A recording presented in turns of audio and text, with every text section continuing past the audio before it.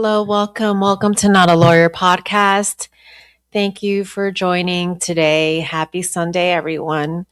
Today, I want to discuss the Nolan Wells case. I want to build a timeline with you guys. So let's discuss the facts so far that we have heard from all witnesses and begin building a timeline on this case. But before we begin, I want to play this video by Dr. Umar. Only right He discusses his thoughts and perspectives on the Nolan Wells case. So let's get started here. to bring you back on. It's so much I want to talk to you about, though, man. It's so much to get into that I want to get your take on. Nolan Wells, how you feel about that situation? Yes, sir. Yes, sir. Nolan Wells, Nolan Wells. You know, when the case first broke, Art, I just kind of sat back because I knew the YouTube and struggle streamers were going to run with it. I knew the white liberals on YouTube were going to run with it. I knew the white racists on YouTube were going to run with it, and everybody in between. It hurts my heart for Sister Christine, Nolan's mother, to have to see so many people using her son's name and crisis and tragedy for clickbait. And that's one of the biggest reasons, Art, I kind of stood back. It almost reminded me of the Freddie Gray police unaliving in Baltimore back during the Barack Obama era. When Freddie Gray lost his life to those police in Baltimore, everybody rushed to Baltimore. They did the same thing with Michael Brown in Ferguson, not because they necessarily cared about the tragedy, but because they wanted to benefit personally from it. And so I stayed away from Ferguson. I stayed away from Baltimore. And I stayed away from the Nolan Wells situation for a while because I didn't want to look like so many other people who just jumped in to have something to say, to use that young man's loss of life for clickbait and views. Now that it's been over a month since he lost his life, I think it's okay for me to speak now because everyone else has kind of given their opinion, their analysis, their synopsis, and their feeling on the situation. So I'm going to give mine. First of all, Nolan Wells. I felt the same way. I felt like, yes, we have been covering this case from the beginning, but I held off on saying some things because at that point, the mom hadn't put Nolan Wells's body to rest yet.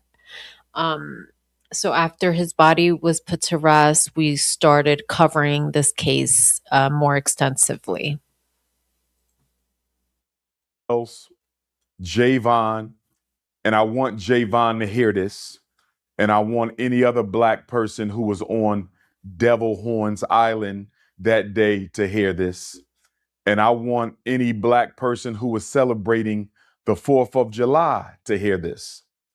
No black person, no black freedman, no black immigrant, no member of the black race at all should have been celebrating July 4th, 2026.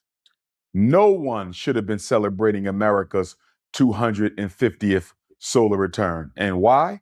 Because our ancestors were still enslaved on July 4th, 1776. So why are we on White Devil Horns Island anyway, celebrating George Washington and Thomas Jefferson and Alexander Hamilton and all these other white supremacists and slave masters? Why are we even celebrating them anyway?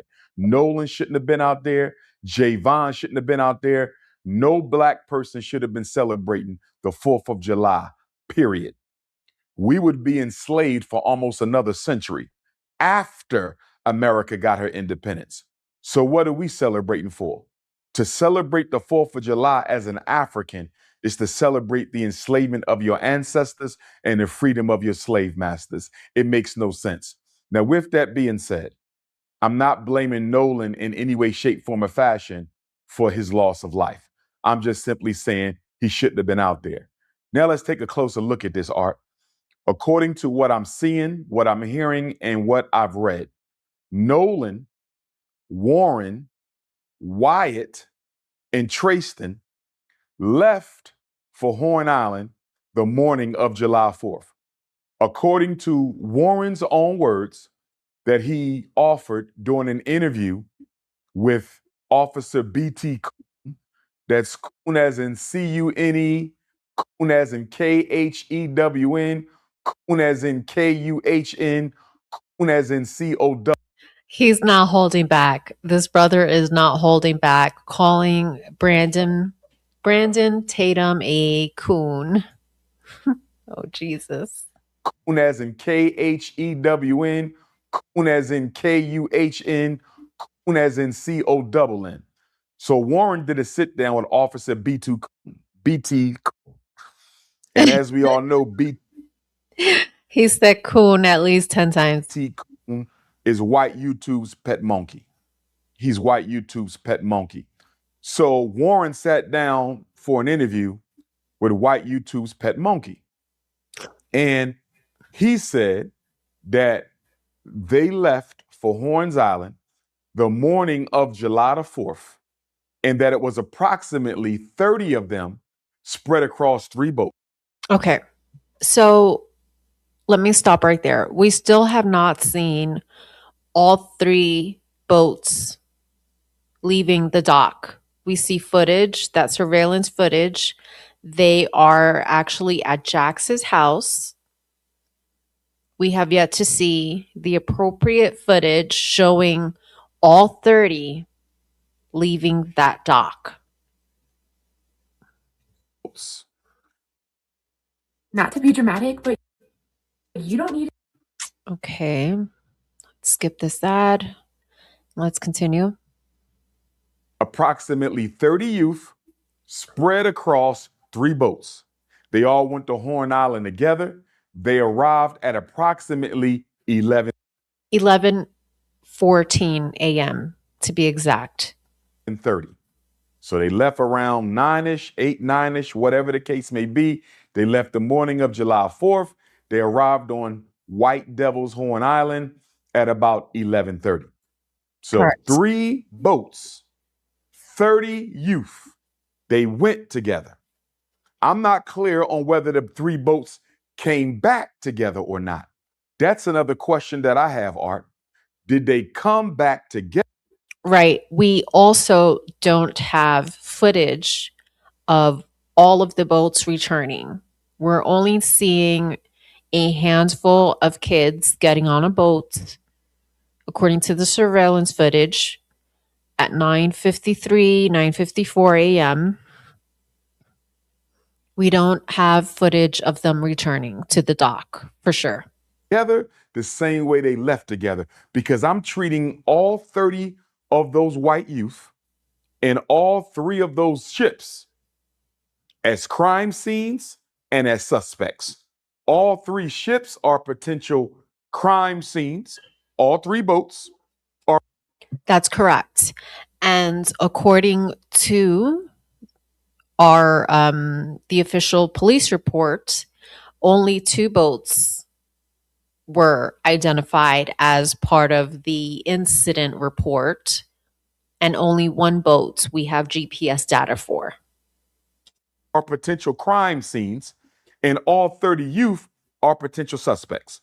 I don't know why Jackson County Sheriff Ledbetter or Jackson County District Attorney Mulrath, I don't know why they decided to separate the boat that Nolan was on. Warren's boat, I don't know why they separated that boat from the other 2 for purposes of investigation and analysis, because those 3 boats operated as a team. And since they went out there as a team, and it hasn't been made clear to me whether or not they came back together as a team, all 30 white youth and all 3 boats should have been part of this investigation. Correct. I agree with this assessment. I also agree that all 3 boats should have been a crime scene, quote unquote, and all 30 should have been separated and interrogated individually. Whether that was done, we do not know. not just the one boat. That is my first big issue with this case. Who decided to separate the other two boats in the other 20 or so youth? I got a problem with that, Art, because according to the Cajun Navy, they have no GPS information on the other two boats, Art. They have no GPS information. That's correct. That is correct. And in fact, if we go by what the United Cajun Navy provided, in fact, there's 4 boats. There's more than 3. On the other two boats. Now let's get into this. According to Warren and Nolan's other so-called white friends, they decided to leave the island around 4:30. So they were roughly on White Devil's Horn Island from 11:30 to 4:30. That is about 5 hours. About 5 hours. Right. Now, one question that has to be asked, Art, why did y'all leave so soon? Right. Because they party on Horn Island all day long. Y'all didn't leave at sunset. Y'all didn't leave at sundown. Y'all left after only being there 5 hours. That's a little suspicious, Art. And I haven't. Right. I brought this point up before, many people have, because obviously it's a 4th of July. So why are you leaving so soon before fireworks? So that didn't make sense to me, but let's continue. Heard anybody ask any of them, why did y'all decide to leave after only being there for 5 hours? Did y'all plan to only be on White Devil's Horn Island for 5 hours? Why did y'all leave at that time? But we'll deal with that later. So then let's listen to Javon, Nolan's other best friend. By the way, we have to play Javon's interview. Let's do that next, okay? Now, another problem I got with this whole story, Art, is Nolan allegedly had too many best friends. I'm trying to find out, how does Nolan have so many best friends? And why did all of these so-called best friends leave their best friend on White Devil's Horn Island without his cell phone and keys? I'm trying to figure this out. So Javon claims he's Nolan's best friend. Warren claims he's Nolan's best friend. And Trayston allegedly claims that he's Warren's best friend. So did Warren have 3 best friends? Excuse me. Did Nolan have 3 best friends? Did Nolan have 13 best friends? Did Nolan have 30 best friends? Because if Javon is the best friend of Nolan, and if Warren is the best friend of Nolan, and if Trayston is the best friend of Nolan, exactly how many best friends did Nolan have? Are y'all making this up? Who did Nolan tell Warren? It's true, though. Everyone's coming out saying they're Nolan's best friends. Warren was his best friend. Who did Nolan ever tell Trayston was his best friend? I'm not going to question Javon, because he's a brother. And I do believe that there's a strong chance that they may have been best friends. And I say that not only because Javon is a brother, Art, but I also felt that Javon, through the investigation team and alley-oop, with some of the answers that he gave on TMZ. Some of Javon's answers, in my opinion, kind of made it clear to me he actually cared about Nolan. I believe Javon actually cared about Nolan. And because of that, I'm willing to say that Javon may have actually been Nolan's best friend. I wish somebody would have asked Javon, Art, to your knowledge, has Nolan ever called Warren his best friend? Yep. Has Nolan ever called Trayston his best friend? To your knowledge, Javon, has Nolan ever told you that Warren and Trayston were best friends of his? Because, Art, I'm having a problem with this three best friend narrative. It's true. Javon came out. He's his best friends. Warren came out, he's his best friend.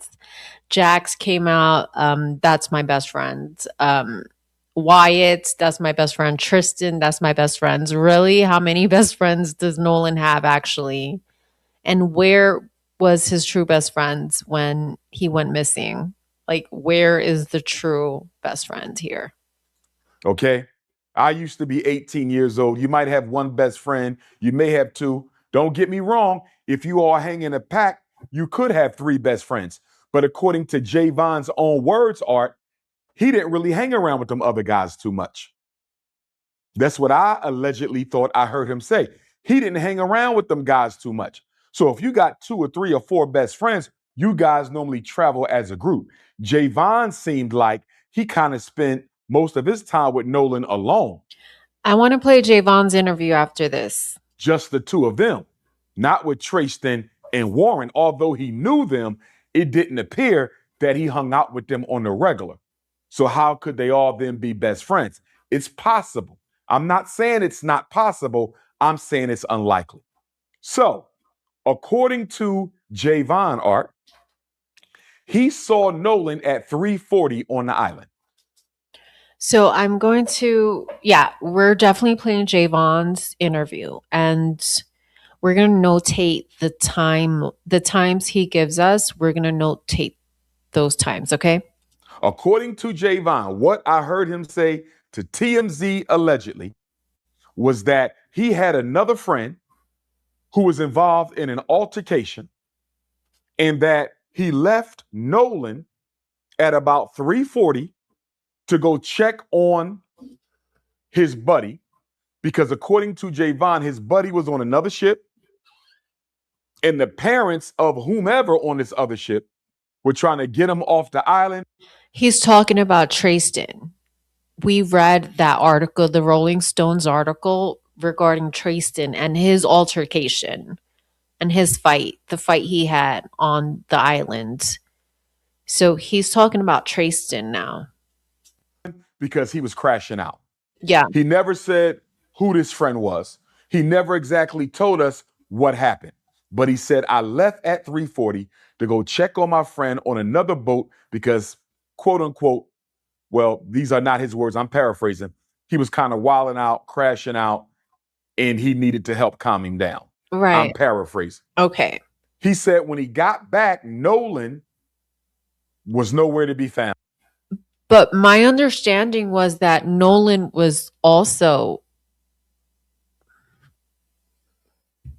we really got to look into this, because my understanding was that Nolan was also helping with the fight, with that Tristan fight. So did they all go to help Tristan? Or was it just Javon that went to help Tristan? Because here he's saying that when Tristan returned, listen, to go check on my friend on another boat because, quote unquote, well, these are not his words, I'm paraphrasing. He was kind of wilding out, crashing out, and he needed to help calm him down. I'm paraphrasing. He said when he got back, Nolan was nowhere to be found. So that part, we need to listen to Javon's interview. He's saying that when he went back from helping Tristan, that he did not see Nolan. Okay, so that's important. And I'm paraphrasing. And Nolan's boat that he came on, Warren's boat, the so-called Big Daddy, the 22-foot Triton, had already left the scene. So according to Javon, I left Nolan at 3:40 to go deal with another situation. I came back, he was gone. According to Katie, the white girl who Nolan's white best friends are trying to use as an alibi in this situation. Okay, because they claim, and Warren said the same thing to Officer B.T. Coon when he spoke with him. They claim that Nolan told them, I'm going to hang back on this island and talk to Katie. You guys go ahead and I'll get back however I get back. Again, I'm paraphrasing. But guess what? We learned through Katie's sister that Katie said she has no knowledge of Nolan ever saying that. In fact, Katie said, Art, that Nolan told her, I got to get ready to head back to the boat because my friends are leaving soon. That don't sound like somebody who plans on staying, Art. Okay? Now, this is what I don't understand about Katie, because wouldn't you want to? I mean, if Katie really cared about Nolan, right? Wouldn't you want to do the right thing and come out with your own accounts? Like, just she can totally negate everything that Warren, Jax, and the other boys are saying in their interviews. All she has to do is come out with her own freaking account about what happened and blow their stories out of the water. And that's something that she has not done yet. She hasn't lawyered up, and she hasn't said a word out here on social media, at least. Her sister spoke for her on her behalf. So all of this is strange. Thank you for being here, you guys. Hi, Jesse. Javon was with Nolan at 4 p.m. Where is his and his friend's timeline? That's odd. Yeah. I want to listen to his interview to see when was the last time he said he saw Nolan. Javon is in a picture with the kid with the bloody nose. There was a group fight. That dude on screen needs to be deported and sent to where they invented everything. And you need to be banned. All right, let's continue. According to her sister, Katie said Nolan told Katie, it's time for me to head back to the boat because my friends are going to be leaving soon. As far as I'm concerned, Art, Javon and Katie both threw us an alley-oop. Javon and Katie are throwing Sheriff Ledbetter of Jackson County an alley-oop because neither one of them in basketball is are corroborating the story. You're throwing an assist, so it's like, not Reggie Miller, Pippen throwing an assist to Michael Jordan to to make the shot. That's what he's saying. Javon, his theory, his belief is that Javon and Katie are throwing an alley-oop. Why? Let's listen.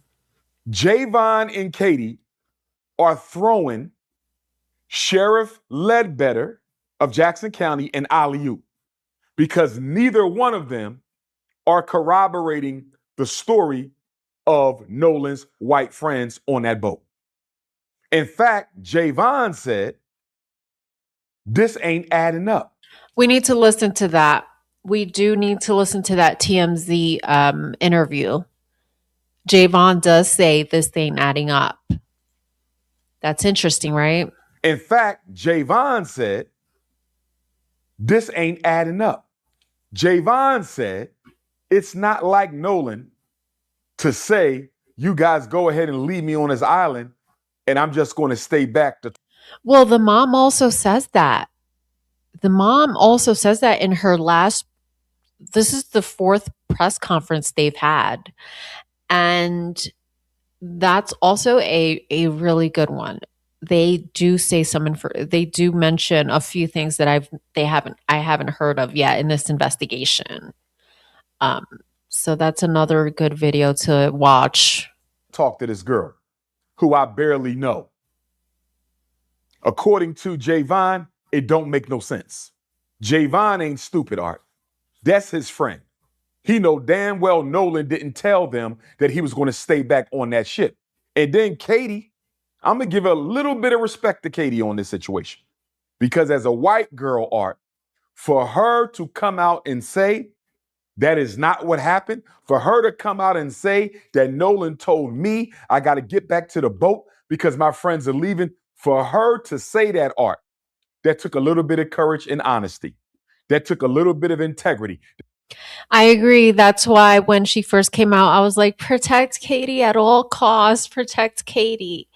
I can't believe she really came out with that. She basically went against the narrative. She went against the narrative, and there's something to say about that, right?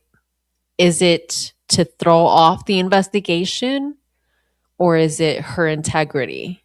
Now, don't get me wrong. I don't want to give her too much credit because she is trying to clear her name. What Katie is basically doing, Art, is she's saying, listen, y'all did whatever y'all did to Nolan, but you're not. No way, Justy. What do you? I have a Black community post with people asking why does Javon with scratch marks on his left arm with photo by TMZ. Interesting, Justy. Thank you for sharing that. We have to take a look at his interview a lot closer. I agree. Not going to add me to the narrative. I'm not serving as nobody's alibi. I'm not helping nobody get out of this situation. You're not going to use me as a decoy, but I still appreciate Katie speaking up for Nolan, Art, because she didn't have to do it. Although she's trying to protect herself and stay out of the investigation. Right. Although she's trying to protect herself and stay out of the investigation, I appreciate Katie for letting the world know Nolan told me I got to head back to the boat because my friends are getting ready to leave. Yeah, because if it wasn't for Katie to come out and state that, the narrative would totally have been that that's what it was. He stayed back. He stayed back with Katie, you know? Now, according to Katie, Art, she spoke to Nolan sometime between 3 and 4:30. Now, her window appears to be wider than everybody else's window. So Javon's window is much smaller. He said, I saw him at 3:40, went to deal with another situation. This is the part that's interesting because I have to look at this again. There was an account that actually Nolan was also involved in that situation with Tristan, like either helping him or something. So we need to know what happened here. By the time I came back, they were gone. So Javon's window is much smaller. He said, I saw him at 3:40, went to deal with another situation. By the time I came back, they were gone. Katie said I spoke with him between 3 and 4:30. And I allege, Art, one of the reasons that Katie is making her window so wide is she trying to leave a little bit of wiggle room for Warren and them to get their story straight, allegedly. I think Katie trying to leave a little bit of wiggle room for Warren and them to get their story straight, Art. Well, that doesn't make sense because 3 and 4:30, actually we know that they keep saying 4:30, but no, in fact, they did not leave. They did not start heading out of Horn Island at 5:25. According to the MDMR report and the GPS data, they were stationed up until 4:30, but they didn't begin leaving until 5:25. That's when the boat started picking more speed. At 5:25, that's when the boat started picking up speed. So this window is actually wider. This window he's talking about. By the time I came back, they were gone. Katie said I spoke with him between 3 and 4:30. And I allege, Art, one of the reasons that Katie is making her window so wide is she trying to leave a little bit of wiggle room for Warren and them to get their story straight, allegedly. I think Katie trying to leave a little bit of wiggle room for Warren and them to get their story straight, Art. Now, according to our sister Christine, and my heart goes out to Sister Christine, Nolan's mother, my heart deeply deeply goes out to you, Queen. According to Christine Art, she heard from a coach who ran into Nolan on the island as well. This is another witness. This is another witness that said they saw Nolan. And according to the coach, he spoke to Nolan between 2:30 and 3:30. So Javon didn't see him after 3:40. The coach spoke to him sometime between 2:30 and 3:30. And Katie said her conversation with Nolan was between 3 and 4:30. So you know what that means, Art? We can pretty much digest, conclude that Nolan was likely to have been unalived, Art, sometime within the hour of 3:30 to 4:30. I'm going to insinuate that Nolan's life was taken because I do not believe he accidentally drowned. If he drowned, he was forcibly drowned. And we'll get to that in a minute. If Nolan drowned, he was forcibly drowned. He did not accidentally drown. He was a great swimmer. Miss me with the nonsense. That boy did not drown. If he drowned, it was by force. And have you heard about pop-on sighting? If he was in fact drowning, why didn't anyone hear? Like, you would have heard something, right? Like, there were so many people on that island. How could he have drowned with no one hearing? Like, help. All three of these people, arguably the last three to see him alive, except for those who took his life. Katie, the coach, and Javon. Katie, the coach, and Javon, right, are arguably the last three people to see Nolan alive, except for those who took his life. That is alleged. That is what he is allegedly stating. On that boat, allegedly. That's my position. So they're all basically cutting off around 3:30 Art. Remember, they made the call for the emergency sea tow at 4 o'clock. Javon said he cut out 3:40. The coach, 3:30. They made the call at 4 o'clock. That conversation we heard, the sea tow call, which we're going to talk about in a minute, that took place at 4. It sounded like there was some struggling going on in the background. Nolan could have been getting unalived while they were making the call, Art. Nolan could have been getting unalived while they were making the call. Nolan could have been getting choked out while they was on the phone with Cito. Maybe. So again, Art, my position is Nolan lost his life somewhere within the hour of 3:30 to 4:30. Now, before we go any further, Art, I need Ben Crump, investigation team, and Sheriff Ledbetter's investigation team to have a conversation with Javon, because according to Javon's statements on TMZ, the police never spoke to him. And I have serious concerns with the manner in which this investigation has been carried out so far. Hold on. Jesse said that Christina stated that the coach spoke to Nolan between 2:30 and 3:15. This guy just said 2:30, 3:30, 2:30 to 3:30 for an extended period of time. Yeah, these interviews are legit important. That's why I want to also play their interviews, because they give a timeline, and we're trying to build a timeline here. Thank you, Jesse. I think he passed between 6:30 to 8:30 p.m. and I think about all the loud music and fireworks going off. Well, all right, let's continue. So far, Art, I have very serious concerns with the manner in which this investigation has been carried out so far. So anyway, Javon said police never spoke with him. Why? We need to... Yeah. We heard that on that TMZ interview. Javon literally said that police never spoke to him. Yes. Why? Why though?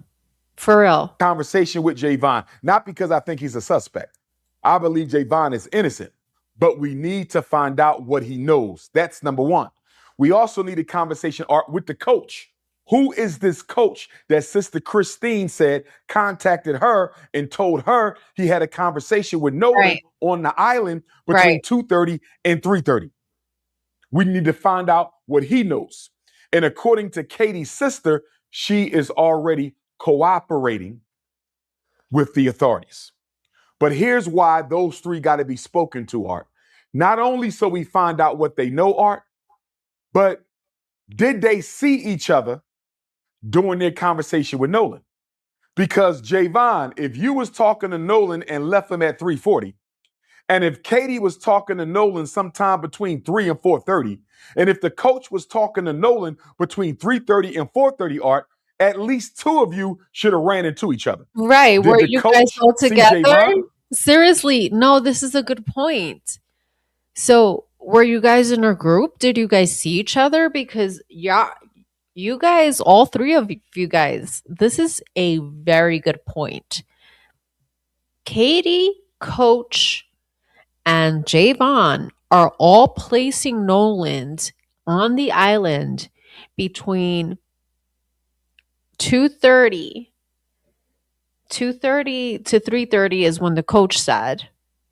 Then you have Javon stating 3:40, and then you have Katie stating that she saw him at 3:30 as well. So were you guys all together? Like, what the fuck? Did Javon see the coach? Did the coach see Katie? Did Katie see the coach? Did Katie see Javon? Did the coach see Exactly. Katie? Art, if all three of them are saying they saw Nolan for the last time, roughly within the same hour, hour and a half, Art, did y'all run into each other? Let me tell you why I'm asking this question, Art. And I'm not throwing no shade at my brother Javon. I like Javon. I'm not throwing no shade at Miss Katie McCormick. I don't know her. I'm not throwing no shade at the coach, Art.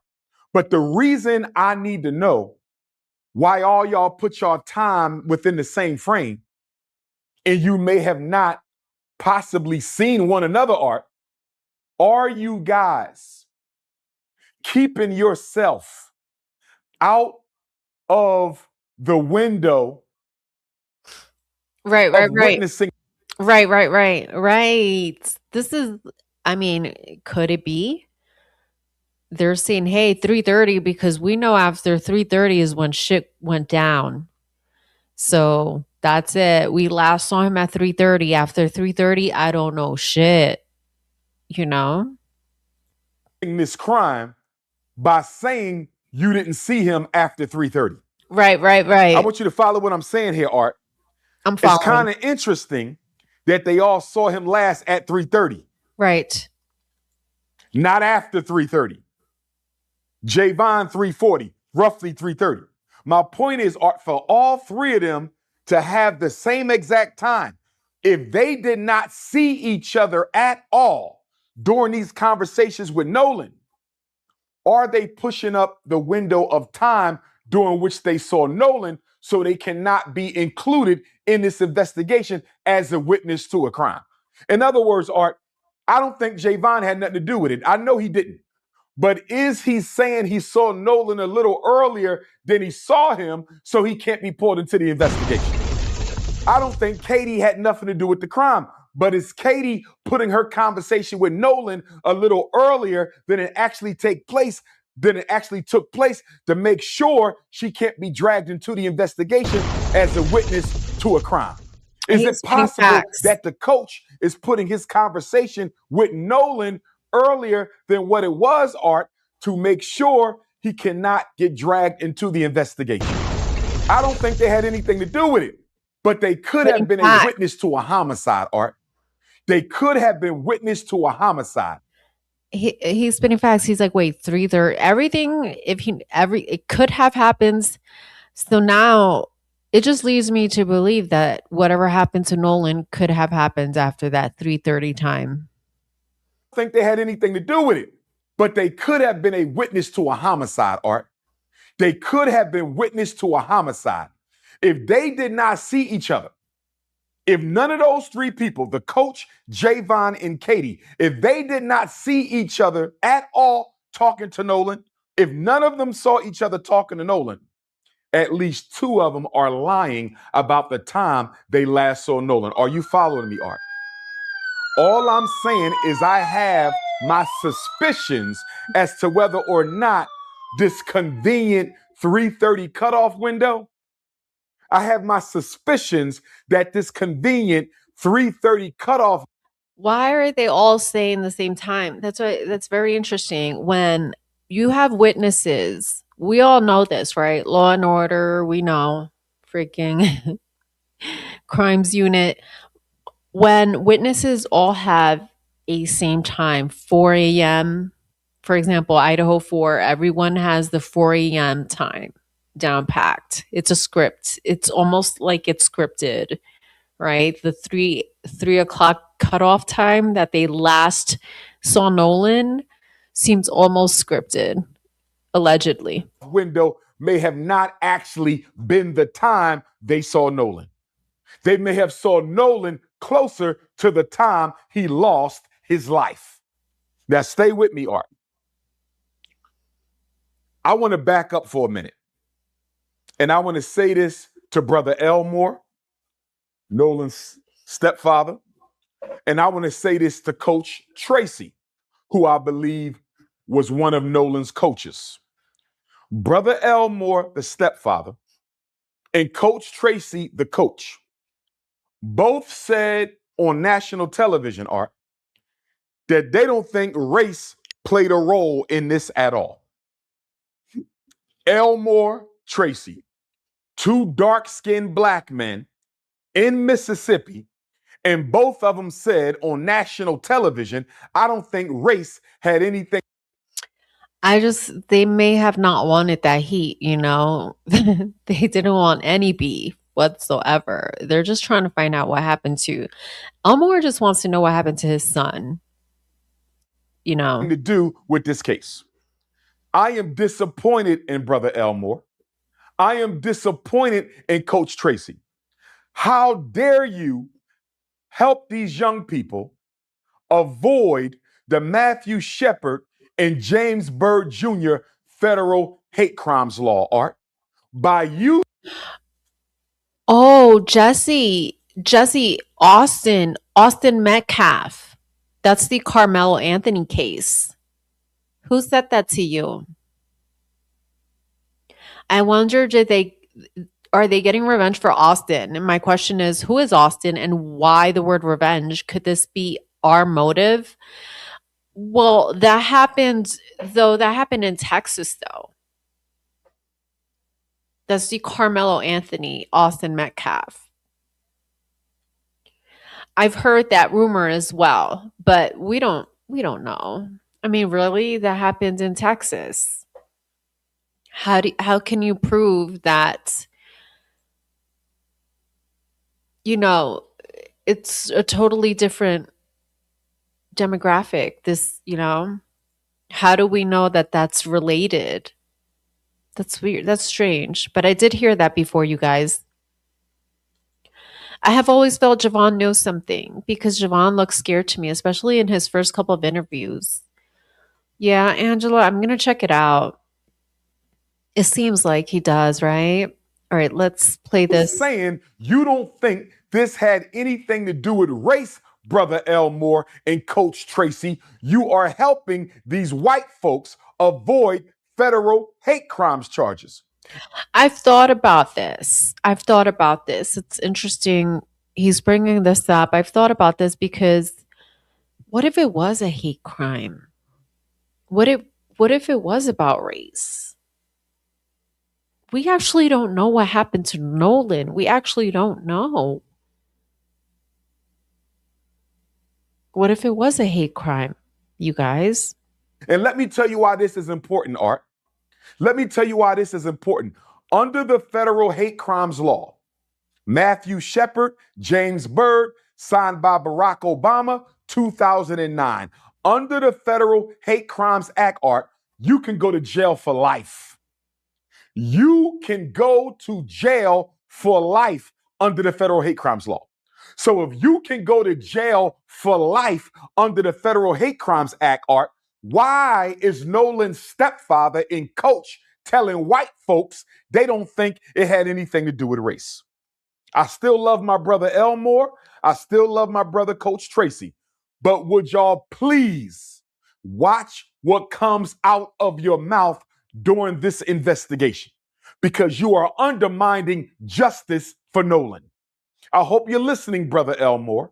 And I hope I agree with him because we don't know what happened to Nolan. So we cannot rule, not only we can't rule anyone out, we can't rule nothing out. We can't rule out the motive. If we don't have no, if we do not know what happened to Nolan, we can't even rule out the motive, and that's part of the hate crime, the motive.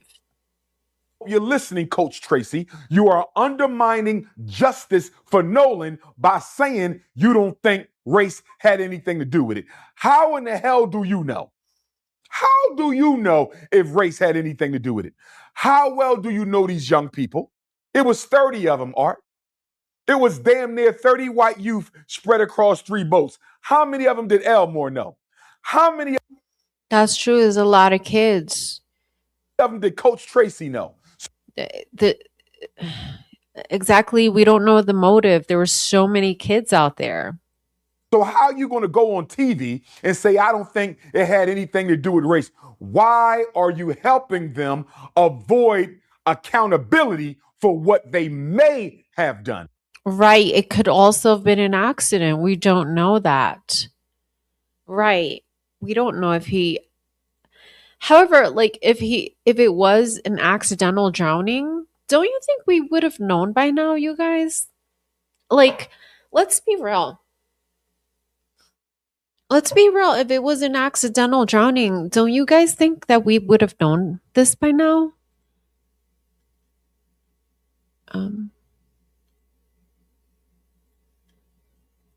I don't know if they did it, Art. You don't know if they did it. They don't know if they did it.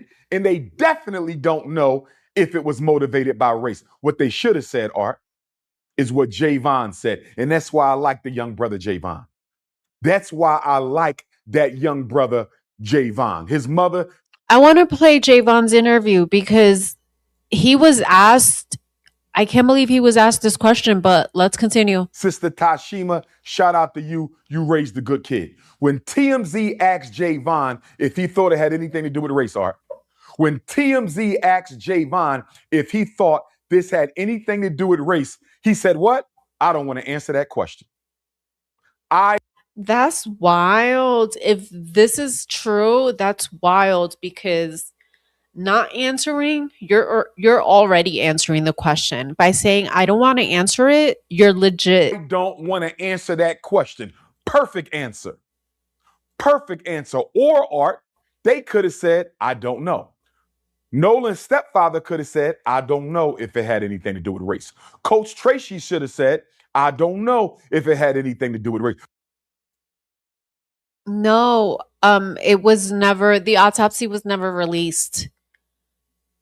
The autopsy was never released. But to say you don't think it had to do with race when he was the only black boy across 3 ships?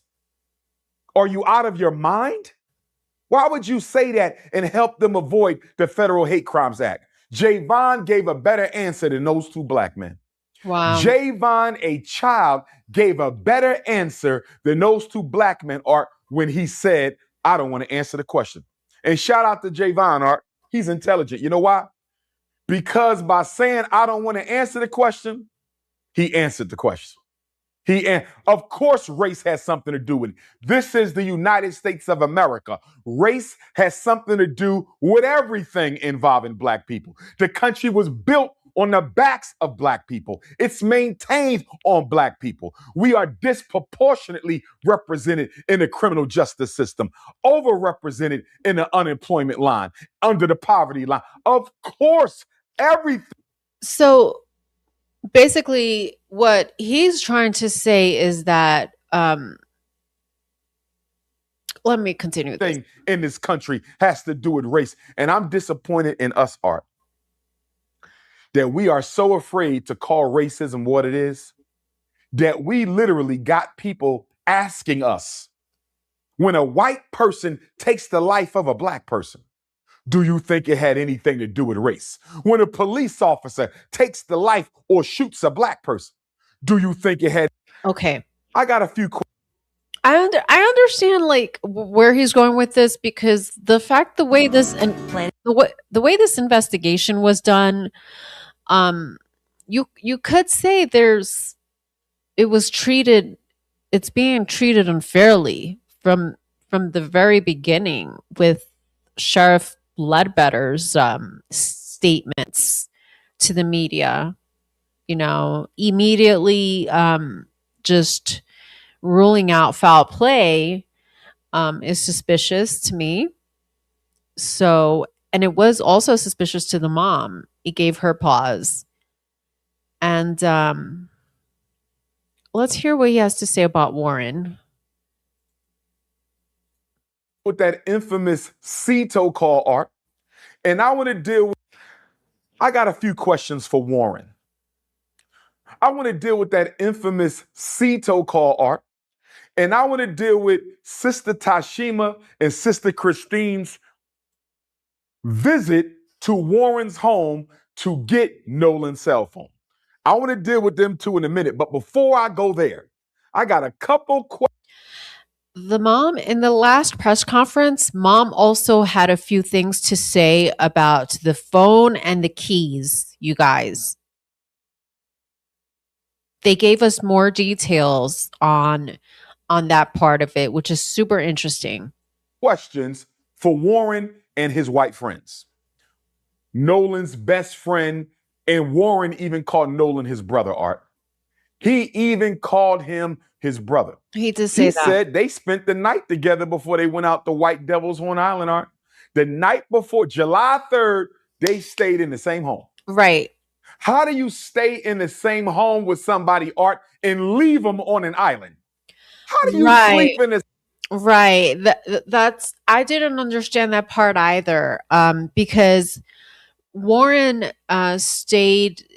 It's clear to me that Warren was like the mutual friends, right? The mutual friends of Jax, Wyatt, and then on the other side you have Nolan, Javon, right? And Warren was somehow the mutual friends. At least that's what it appears to me. So Nolan stayed with Warren. They stayed over Jax's house, or whoever's house they stayed at on the 3rd. And, like you get a sense of, wow, Warren, like really, this was your best friend. You call him your brother, your best friend. But yet, how I just don't, it's not making sense to me how he would leave Nolan in the island, knowing that Nolan didn't have a ride back, knowing that Warren, you were his ride back to the mainland. Like you freaking slept with him the night before. It's just crazy. Same house with somebody July 3rd and then leave them on an island July 4th. But I got a few questions for Warren. No disrespect. I'm not saying he's innocent. I'm not saying he's guilty, but I got a few questions for you, Warren. Since you could sit down and interview with Officer B.T. Coon, I need you to sit down and interview with Dr. Umar Ifatunde. So you can sit down and interview with Officer B.T. Coon. I want you to sit down and interview with Dr. Umar Ifatunde. My first question to Warren. You said that Nolan is a best friend of yours, that he's like a brother. I have a question. If Nolan is your brother and best friend, why did you leave him on that island, especially when you all were drinking? Because somebody put a report out there, Art, that Nolan had been drinking heavily. Especially Warren, like you said, he also makes some comments like everyone dies out. Everyone dies out there in Horn Islands. Like he made some comments like that. Oh, like it happens, people die out there all the time, he says. I'm paraphrasing, but he does say that. He's like, people die out there all the time, you know. Psst, it is what it is. So, and was intoxicated. Of course, that allegation was dismissed because the coach who contacted Sister Christine confirmed that he spoke to Nolan between 2:30 and 3:30, and Nolan was not intoxicated. So they lied to protect their friends because white people are always on code. Sister Christine confirmed that he spoke to Nolan between 2:30 and 3:30, and that part, I need that confirmed. I need that interview where she says, I need that interview. Have you guys heard this? Chat, have you heard this where Christine says that she last spoke to Nolan between 2:30 and 3:30? Do you guys know what interview that is? Sister Christine confirmed that he spoke to Nolan between 2:30 and 3:30, and Nolan was not intoxicated. So they lied to protect their friends because white people are always on code, Art. Not a single white person on that island dropped a dime yet. Not one of them. So anyway, Art, they tried to blame it on him being drunk. So he was just a drunk black kid who walked into the water and drowned. That's the narrative they wanted us to swallow. He was just a drunk black kid who walked into the water and drowned. And remember, Art, Sheriff Ledbetter allegedly ruled the case an accidental drowning before he did any investigation. See, I think that's where it got racial. This is where it got racial, you guys. I believe, in my opinion, because how could you do that? Had it been a white male, female, this would have not. No. There would have been a complete and thorough investigation done. And a press release, a press conference. There would have been several press conferences keeping us all updated on the case.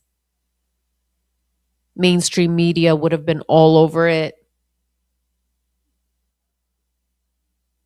So this guy is spitting facts right here. Sorry to say, ruled that's just a reality, you know. Nolan's death an accidental drowning before he did any investigation. As far as I'm concerned, that meets the definition of public corruption. As far as I'm concerned, that meets the definition of public corruption. But stand with Warren, Art. Warren, if Nolan is your brother and best friend, why did you leave him on an island without his cell phone and his keys? Can anyone answer that? I want like a legit answer to this question because this is a fair question. You slept with Nolan the night before and your buddies. You knew that you were Nolan's ride to and out of that island, yet you leave with his phone and keys. Why did you take his cell phone and keys back to the mainland? You left him there and took his cell phone and keys back. Can you please explain that to me? Yeah. What person wants to be on an island without their phone? Help me understand that, Warren. I don't know of an 18-year-old who wants to be anywhere without their phone, Art. They don't want to be in school without their phone. They don't want to be at home without their phone. They don't want to be out of town without their phone. They don't want to be at the mall, the movies, the restaurant. They don't want to be nowhere without their phone, let alone on an island with no way to get off. You left your best friend on an island, your so-called brother. You left him on an island with no transportation. No transportation, no phone, nothing. Crazy. Island with no way to get off, and you took his phone and his keys. Can you explain that to me, Warren? While you're thinking about it, I got another question for you, Warren. While you're thinking about it, you said at 11 o'clock, you called Miss Christine to see if she heard from her son. Warren said, Art, I called Miss Christine to see if she heard from Nolan. She said she had not heard. You know what's crazy about this? Because Christine, Nolan's mom, Nolan's mom says she tried calling Nolan around 8-ish. On the last press conference, she says, I tried calling Nolan around 8-ish. Don't quote me on the time, guys, she says. She called several times. So what's crazy to me is that they had Nolan's phone. I'm sure if they were close to that phone, they would have heard Christine calling Nolan. You guys, that shit is wild. Do you guys ever watched you ever read The Telltale Heart? Um this the Warren story and his ass everything that Warren is telling us, the way he has come out here on social media, all of his statements, everything that it reminds me so much of that story, The Telltale Heart, with Edgar Allan Poe. He wrote that story, and in that story, he kills his neighbor or whoever it was living with him. But in that story, he kept on, he like, in his mind, he was so full of guilt that he heard the heart beating. He kept hearing the heart beating. He kept seeing that one eye of the victim. He would see that one eye watching him, you know, and he ended up, well, just go read the story. But it reminds me so much of The Telltale Heart, because Warren, he's out here, his behavior, all of the things he's doing, it looks so suspicious, From Nolan. Can I ask you a question, Warren? If you took his phone, how in the hell was his mother supposed to hear from her son when you have the son's phone? Right, which, this is my point. I know I was going somewhere with that, The Telltale Heart, which is my point. It was eating him, in my opinion. This is all alleged, in my opinion. It was eating him so much that he had to call Christine. You get where I'm going with it? It was eating him so much that he had to call Christine and say, hey, did you hear from Nolan? It's crazy. Did you tell Miss Christine that you had her son's phone when you called her? I bet you didn't. Think about that, Art. He called the mother and asked her if she heard from her. That call is suspicious. What do you guys think about that call? Think about it. This is Warren. Warren, according to Warren's accounts, he stayed behind with Katie. So now, if you're Warren, your boy, Nolan is chilling with Katie. He's getting his shit off or whatever. However kids say it nowadays. Oh, you're getting your shit off. Okay, cool. So if your boy stayed behind with Katie, why would you call Miss Christine saying, hey, have you heard from Nolan? Isn't that weird, you guys? That's what I think. Like, it was eating at him. Whatever happened, in my opinion, it was the guilt or regret. Something was eating at him that he's just like, fuck, he called her. He called her. I can't believe he called her. Did you tell Miss Christine that you had her son's phone when you called her? I bet you didn't. Think about that, Art. He called the mother and asked her if she heard from her son. But he knows she didn't hear from her son, Art, because he has her son's phone. How can the mother hear from Nolan when you have Nolan's cell phone and you left him on an island? And I bet you didn't tell her you had his phone. Because if she knew you had his phone, Art, she would not have had to use Life 360 to find the phone. If you had his phone and you called her at 11 o'clock to see if Nolan was okay, why didn't you tell Nolan's mom you had his phone? Why did my sister Christine and my sister Tashima have to use Life 360 to find their son's phone? Because you playing games. You playing games. You playing in our face like we stupid. That's what this is.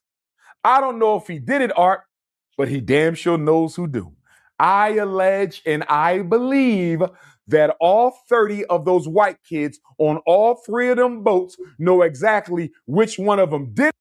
Why weren't these 30? I don't know why he keeps saying white kids, because we do know that there were a couple. Tristan is black, Javon is black.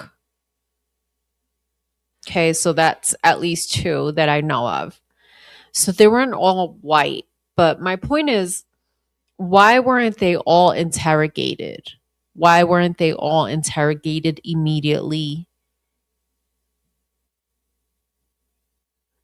This is how an investigation happens. You need to get down to what happened to Nolan. I just don't get it, honestly. It, and the rest of them are covering it up. And guess what, Warren? And the rest of you 30 white kids on those 3 boats, let me explain something to you. Federal hate crimes law, you can go to jail for the rest of your life. Why did Okay, I think we're going to move on to Javon's interview, you guys. Okay. 1 second. Miss Christine, you had her son's cell phone when you called and asked if she heard from him? Art, as far as I'm concerned. So we also need to, we also need to know why. Why didn't you tell Miss Christine you had her son's cell phone when you called and asked if she heard from him? Art, as far as I'm. That's a good question. Why, when you called Miss Christine and asked, hey, have you heard from Nolan? Did Warren already know that he had, at this point, did Warren already know he had Nolan's phone? I don't know if that question has been answered. Chat, if you know that question, that'll be awesome. But listen to this. If you did call Miss Christine and say, hey, have you heard from Nolan? Did Warren know that? I'm sorry. Yeah.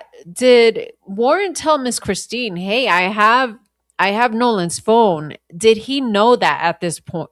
Why didn't you tell Miss Christine you had her son's cell phone when you called and asked if she heard from him? Art, as far as I'm concerned, there's probable cause he has something to do with this.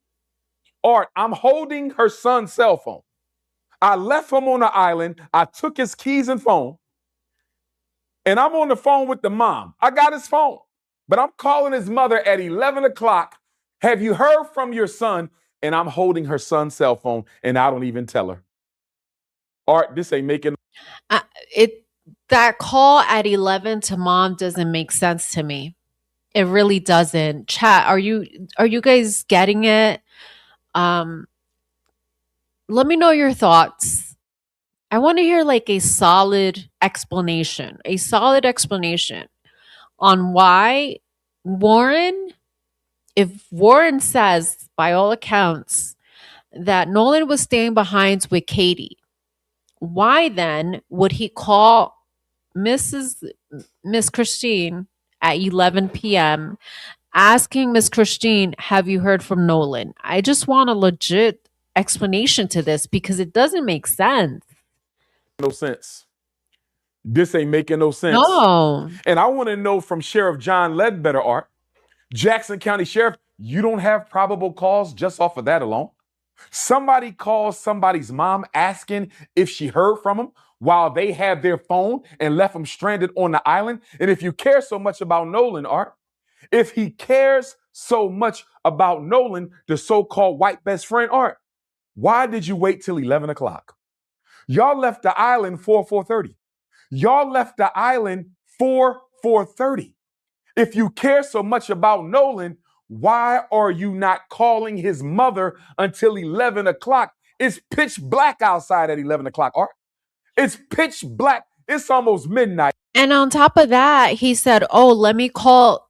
He said that he asked permission to call the Coastal Guard because he knew some people there. He knew some people, according to Christine. We're going to listen to that interview next, actually, and then we'll move on to Javon.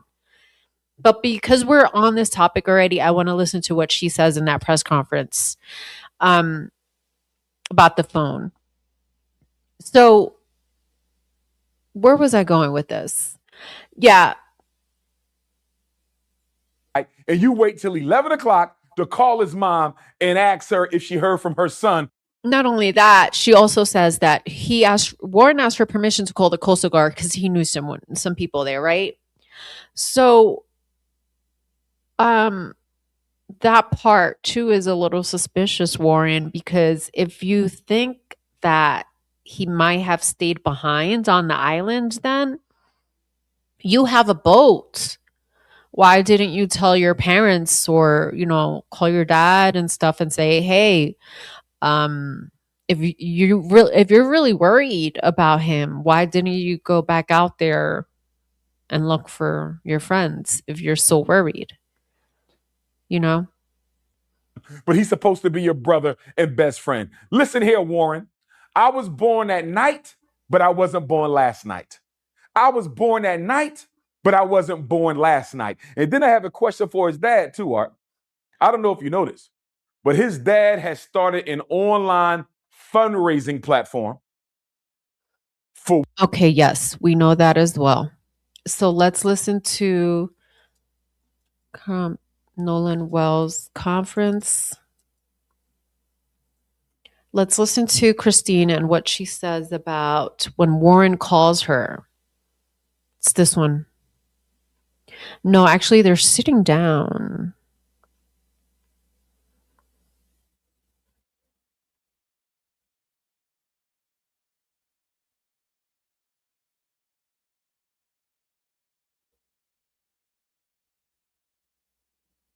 But they're...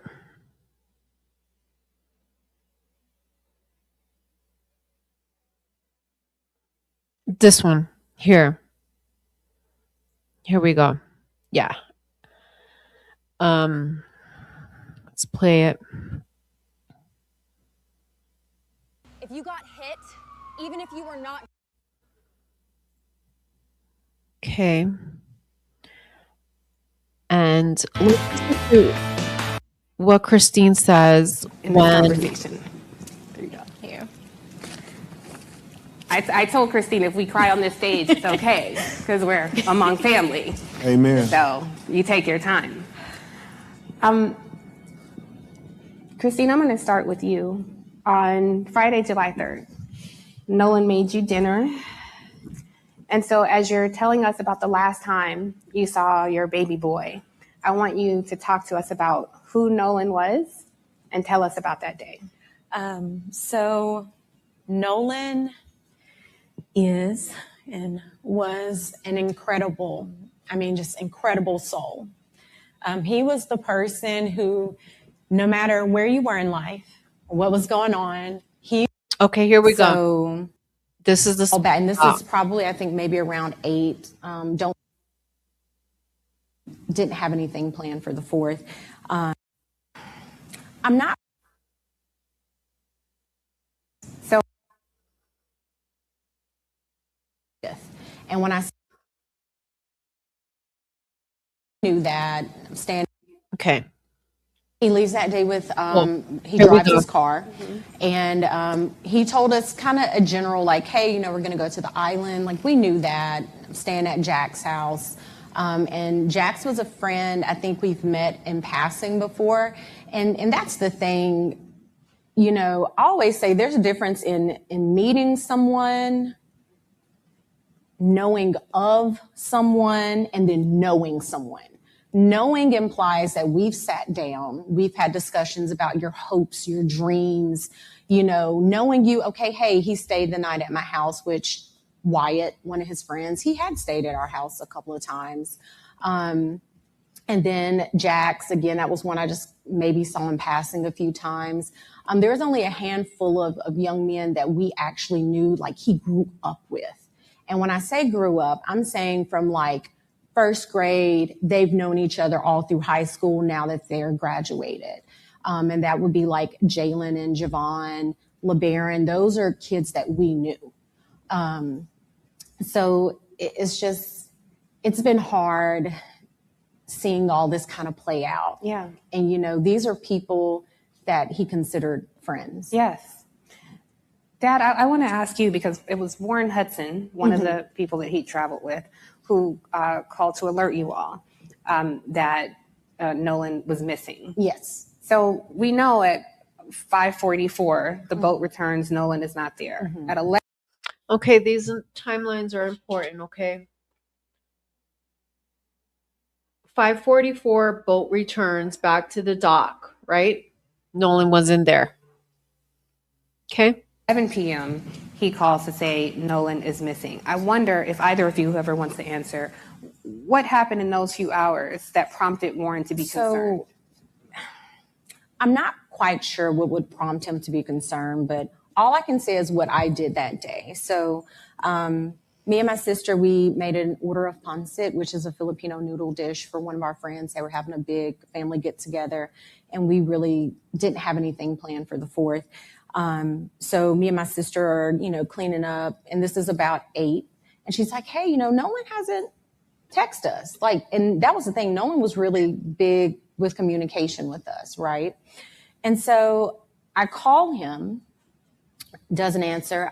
So she calls him around 8, you guys, okay? Again, not knowing that Nolan didn't have his phone on him at this point. Okay. I end the call back, and this is probably, I think, maybe around 8. Don't quote me on the times, guys. So then I call again later around 8, still no answer. And then I want to say I called one more time, and I think that. So she calls at least 3 times. At 10:48 is the last time, you guys. This is shortly before Warren makes that call out to mom at 11:07. Okay? This is why I keep saying, this is like the telltale heart. For some reason, something prompted. What prompted Warren? That guilt or something, in my opinion, allegedly prompted Warren to call the mom. I was at like 10:48. So I'm in the kitchen. My phone rings. Now, this is probably like early 11 o'clock, somewhere around there. Phone rings when I make it back to the phone, and I'm like, whose number is this?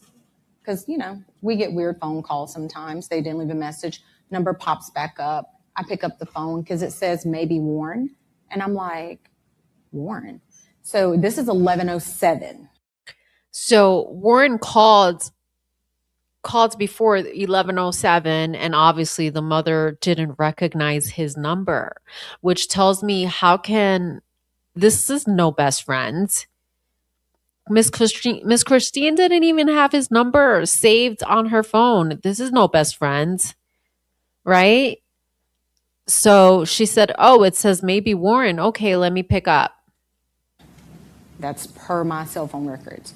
So I answered the phone, and he's like, hey, Miss Christine, have you seen or talked to Nolan? I said, no. Why? He should be with you guys. And he said, oh, no, well, when we went to the island, there was a girl named Katie that he met, and he had decided to stay behind. And I said, what? Because we know our child. That's what I'm saying. Like, you know what I mean? There are just some things that as a parent, your son won't do these things because it's a pattern of behavior. Like, I know my son's pattern of behavior, essentially. And I know Nolan would never go out to the islands, which they have before. According to Warren, this wasn't their first time out on the island, right? They've been out on the islands before with Nolan. So mom's like, wait a second, I know my son's behavior, and I know this is not something he would be doing. And Nolan isn't one to be like, oh, well, I'm just going to throw caution to the wind and I'm going to stay here with this girl that I just met. So I'm on the phone with him. Now I'm in a panic. I'm running into my room. Elmore was in bed watching a different movie. And I'm like frantic. He's like, what's going on? I'm like, Nolan is missing. I'm trying to pull up the GPS as I'm talking to him. And at some point, he tells me that I was like, well, his phone says GPS Life 360, not Snapchat. Right. Life 360 says that he's on land, and he. So check it. As soon as Warren called, she immediately checked Life 360, and it showed that his phone was on land. Was like, well, no, I mean, we have his phone. So okay. That answers my question. Warren already knew. Warren knew he had Nolan's phone, you guys. Warren knew he had Nolan's phone. That shit is wild, bro. Oh my God, that's wild. Listen. Life 360 says that he's on land, and he was like, well, no, I mean, we have his phone. Could you imagine? Could you imagine if this was your kid missing, lost somewhere out in Horns Island, and you're on the phone with his friends, with his best friends, quote unquote, supposedly, allegedly, and his best friend is now telling you, oh no, I have his phone. What the fuck? What do you mean you have his fucking phone? How the hell am I going to reach my son if you have his fucking phone? Wow, you guys. Phone. Wow. And I'm like, wait, what? And I'm like, okay. Because at that point, you're telling me, this is coming from Warren, don't worry about it. We're going to find him. It's going to be okay. Don't tell me not to worry. Don't worry about it. Don't worry about it. My fucking son is out there in Horn Island with no phone, and you're telling me not to worry about it? Bro, this kid has some nerves. Is my child, my flesh and blood that I brought into this world, and you're telling me not to worry. Absolutely not. So then it was after the phone call ended, of course, asking him for information. What was he wearing? He was like, last seen, Northwest tip, black shorts, sunglasses. That's important. Black shorts, sunglasses. Now, black shorts. Well, all we're seeing is blue shorts. So why would Warren say black shorts? Why would Warren say black shorts? That's another question. So I end up calling DMR, spoke with the DMR. She took all Just for our audience, DMR. So DMR is because he went missing on the island. They are basically the marine people, right? They're the ones who's going to launch the boats to go into the water and all that. But before getting off the phone with Warren, he was like, hey, I know some people at Coast Guard. I said, okay. He's like, I'm going to call Coast Guard. You call DMR. Get on the phone with DMR. Listen, so he said, I know some people. Hold on. I end up calling. He was like, last seen, Northwest tip, black shorts, sunglasses. That's important. So I end up calling DMR, spoke with the DMR. She took all Just for our audience, DMR. So DMR is because he went missing on the island. They are basically the Marine ones who's going to launch the boats to go into the water and all that. But before getting off the phone with Warren, he was like, hey, I know some people at Coast Guard. I said, okay. He's like, I'm going to call Coast Guard. You call DMR. Get on the phone with DMR. Okay, so he said, I know some people at Coast Guard is what he said. I give the young lady the information. And she tells me, hey, you know, I got this. Let me call you back. Because she was like, I'm not sure if this is going to be in our jurisdiction, essentially. So then she calls back and she tells me, okay, yeah, you know, we spoke with Coast Guard. And I'm like, okay, but they're like, this isn't our jurisdiction. You have to contact the city of Ocean Springs. I said, okay, hang up the phone. Call in Ocean Springs Police Department. They say, hey, you have to physically come down and give a report. I said, okay. So on our way, because we don't live that far from the police station, on our way there, I was like, well, let me stop by the hospital because there's a hospital that's maybe 5 minutes up the road from our house. Stop by there. I'm like, hey, have you guys seen this kid? Has he been brought in? The lady's like, no, ma'am. You know, we hadn't. I said, okay, thank you. Run out. We go to the police department. Get to the police station, and the officer basically says, again, this is out of our jurisdiction. And at that point, I'm like, my God, who am I supposed to talk to? Who is supposed to help me with this? So then he said, it's going to be, you would have to call DMR. I was like, we've already called DMR. DMR said it's not in their jurisdiction. So, we end up, I think at some point I had called Jackson County Sheriff's Office. Yeah. So she calls back and she's like, hey, are you there? I said, yes, we're here. But he's telling us the same thing you guys told us, which is no, we can't take it. She gets on the phone with the police officer. Now this is Jackson County Sheriff's Department speaking with the Ocean Springs Police Department. Ocean Springs Police Department is saying, this is why we can't take this information. She says, okay. He gives me the phone back and she's like, okay, I'm just going to take it. I'm just going to take the information. And that was, we met an officer. It was after midnight. Right? Yeah, it was somewhere after midnight. Met him in the McDonald's parking lot, gave him the information. He was just like, okay, thanks. That I was like, what the fuck? Could you imagine this? Could you imagine this? Because if this had been a white kid, this would not be happening. I'm sorry to say, this would not be happening if this was a white kid. There's no way in hell this would be happening right now, what she is going through with law enforcement. This is insane. This is insane. No wonder she called Ben Crump. No wonder. It's fucking bullshit. Sell what you don't wear with no fees. It's fucking bullshit. She just wants to know what happened to her fucking son. They're giving her the fucking runarounds. It's like they're putting her through the ringer here. And she just wants to know what the fuck happened to her son. Unbelievable. Like, where is the urgency? Mm-hmm. Unbelievable. And so, as far as we know, there were no boats on the water that night.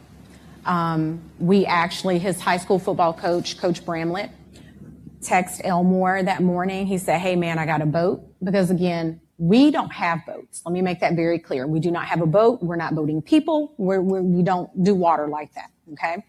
So Coach Bramlett's like, hey, I got a boat. So we was like, great, let's go. We're on the water. We go out there. We walk the island. Cell phone works perfectly fine. I actually had an... Cell phone works perfectly fine on the islands. There you go. Almost an entire conversation with my grandmother who was in a panic as we're walking this island looking for anything. I just want to pause there. The cell phone worked fine because in the reporting, there's been so much reporting that there's poor cell phone reception. And this is some of the disputes that we have about that night. Dad, feel free to jump in here because they're saying he met this young lady, Katie, and that he stayed back. According to the reporting, Katie is saying no. He said he was going to go with his friends. According to the reporting. Well, the first inconsistency was you called me and tell me my son stayed on the island to talk to a girl. My son would never do that. I mean, they know their kid. They know their kid. And when you know your son or daughter, you know this is unusual behavior. This is not like my kid. That's not in his character. I didn't raise none of my kids to do that. The second thing is, you say he doesn't have his phone. He doesn't leave his phone. I would wake up sometimes in the morning and Nolan would have his phone here right in my face. And I'm waking up cussing and fussing like, boy, you don't get the camera on my face. And he just laughing and giggling and stuff like that. So that's twice. To me, there's two lies you told me as a father. Like I said, we went on the island. And actually, a classmate of mine called me that morning as we were going out to the island with Nolan's coach. He's like 40 miles away. He calls and, hey, man, I got the boat. Me and my boys, we're going to go out there and help you look. I didn't call him. He called me.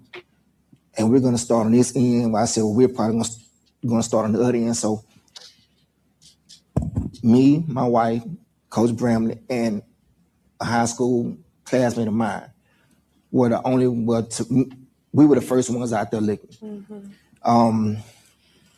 Yeah, on the police report, it says literally on that MDMR report that when they started heading out looking for Nolan, it says that they actually bumped into the Welleses while the Welleses were out there looking for their son.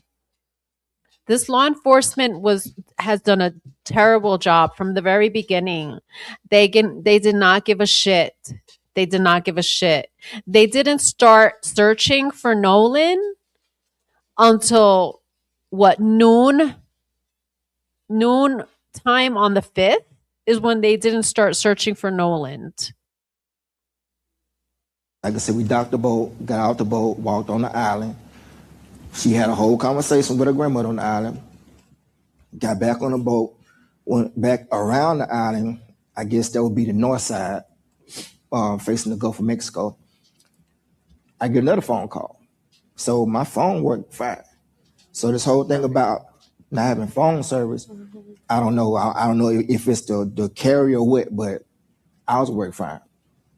I think those around maybe 8 o'clock. Yeah, because we finished up around. Who was it? Jackson County or Jackson County Sheriff finally showed up. Yeah, a couple of boats. They finally showed up.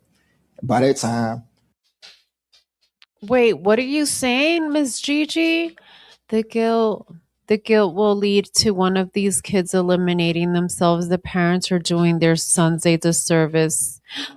You mean whose parents? Warren's, the other boy's parents, you mean?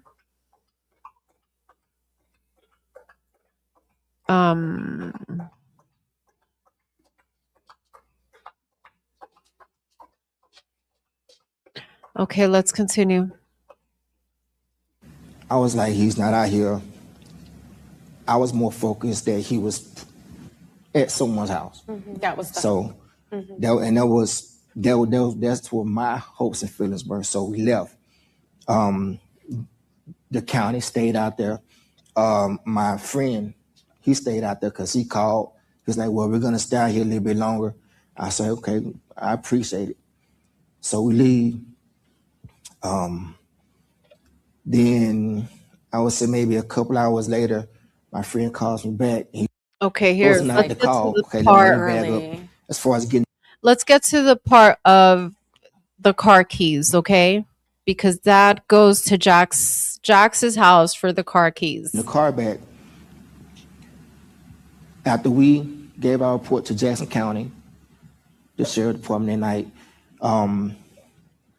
we were trying to figure out who to get a report to. We had a friend in the family that located his phone.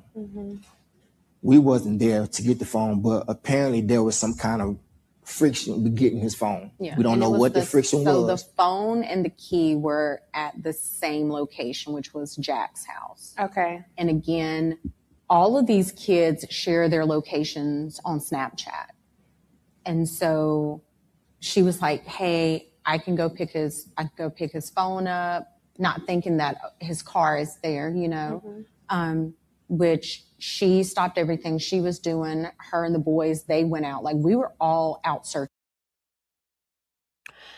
I don't think you're getting the point, Mel. They weren't reporting someone missing at this point. They contacted the coastal guard. They obviously felt that Nolan was left on the island. There should have been search and rescue done immediately. There should have been search and rescue team out there on Horn Island looking for Nolan. You're not understanding. Searching for him that night. And yeah, like Elmore was saying, there was an issue, some type of friction. The cops ended up coming and they left. And so then kind of the same thing when we came to pick up the key, Elmore went up there asking for the key, didn't know where the key was. And all of a sudden we know where the key is. But see, hold on. But see, this is another thing that bothered me. So when we got to the house, Exactly. It was some of his other friends. Exactly. Immediately. Thank you, Sister Knight. There should have been search and rescue done immediately looking for Nolan. Justice requires more than laws. It requires people willing to speak when something is wrong. Thank you. Friends were there, and they were, beating on the door like, "What Nolan there? What Nolan there?" Beating on the door trying to get in the house.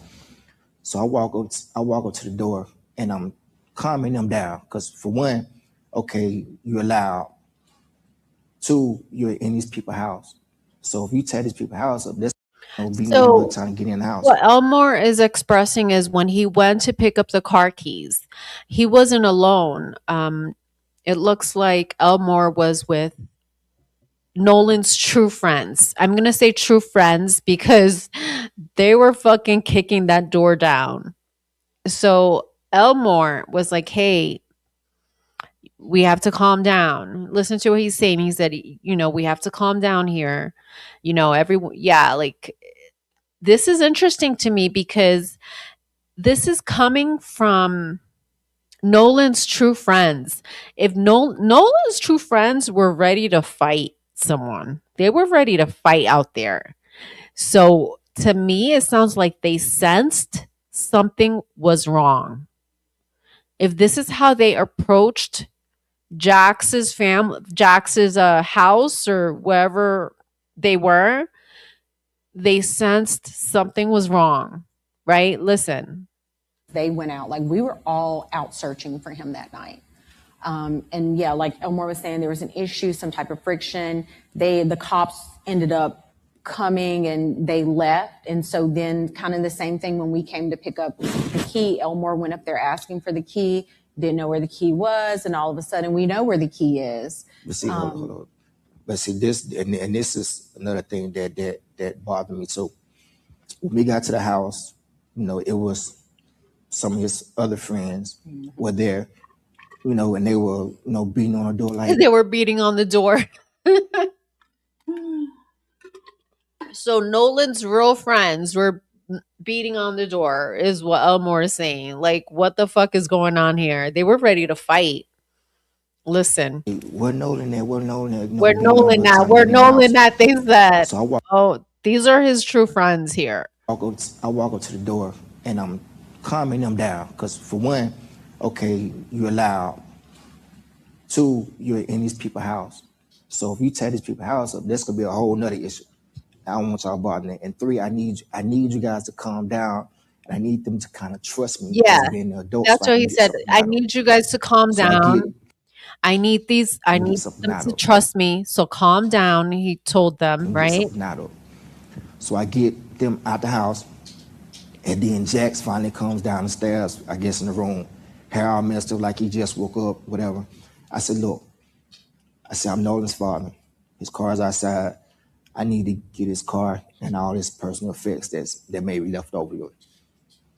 And he goes, oh man, Nolan was like my brother. I said, Nolan was like my brother.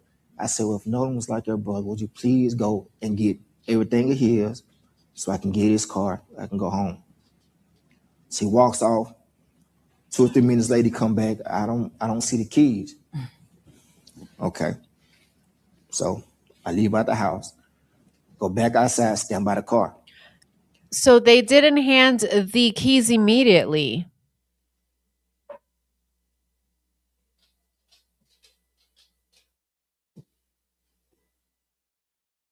So they don't hand over the keys immediately. Listen. So he walks off. 2 or 3 minutes later, he come back. I don't see the keys. Okay. So I leave out the house, go back outside, stand by the car. Just can you get the boys ready for the park, please? During that time, one of the guys that was in the house, one of the other friends, he was on the phone with a girl who was apparently there with them earlier that day. And she was telling, she walks off. 2 or 3 minutes later, he come back. I don't see the keys. 2 or 3 minutes later. So they're there for some time, you guys. These people are not handing over the keys right away. Listen. So I just don't understand this. I don't understand this treatment. Why are you treating the family this way? You know, I don't get it. Maybe left over to it. And he goes, oh man, Nolan was like my brother. I said, Nolan was like my brother. I said, well, if Nolan was like your brother, would you please go and get everything of his so I can get his car, I can go home. So he walks off. 2 or 3 minutes later, he come back. I don't see the keys. Okay. So I leave out the house, go back outside, stand by the car. During that time, one of the guys that was in the house, one of the other friends, he was on the phone with a girl who was apparently there with them earlier that day. And she was telling him that his keys was on top of the Xbox in his room. So he goes back up to the door by himself, and we're still out by the car. And lo and behold, here comes the keys. So now to me, you lied to me 3 times. I don't believe nothing that you tell me. Me on out. Wow. So Jax lied to dad. Jax said, oh, wow, that he didn't know where the keys were. Why? Like, this is crazy. I go to the door by herself, and we're still out by the car. And lo and behold, here comes the keys. So now to me, you lied to me 3 times. I don't believe nothing that you tell me. Me on out. And this is Jax. This is Jax. And eventually he does give you the keys. Yeah, eventually give me. Wow. So first Jax tells dad when dad goes to get the keys, the first thing he says is that Jax stayed behind with Katie, and he said that's the first lie. He would never stay behind. No, that's a lie. Then he said the second lie was when he told him that he left his phone behind. Dad says no. Nolan will never leave his phone behind. That's a lie. And the third lie was not knowing where Nolan's keys were. Literally lied to his face. But there was friction getting the keys. So for one, you tell me my son is on left still on the island with a girl. 2, you have his phone. And 3, you don't give me the keys when I ask. I don't know any father who would believe just if one of my friends did that. I'm gonna be cordial with you, but I'm gonna watch you. And I just Ben, I want to ask you, because I'm hearing these 2 parents who essentially had to become search and rescue or law enforcement, looking for their own child with such a lack of urgency on behalf of law enforcement. Obviously, we're talking to Black journalists. I agree with that 100%. Now let's go to Javon's interview. I just wanted to play that portion of the phone and keys. And now let's go on to Javon's interview with TMZ. See what timeline he gives us here. Thank you all for being here. Hi, Jules. Scared punk ass with your parents there. Like, what the fuck? Thank you so much for being here, you guys. All right, hit that like button if you're in here and you like this content. Thank you so much. All right, so here is the interview. They have not seen any. Nolan's best friends via Tea with Becca. See, I don't know. The classic codes.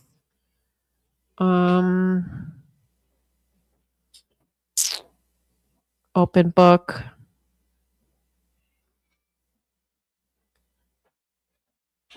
I'm trying to find. See, I know that TMZ deleted this clip, but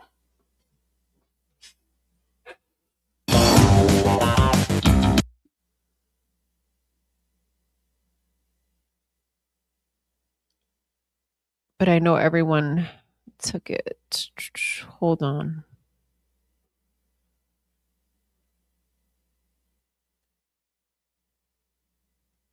See, like I can only find it via a content creator. And the only thing with that is like we'll have to listen. Fuck.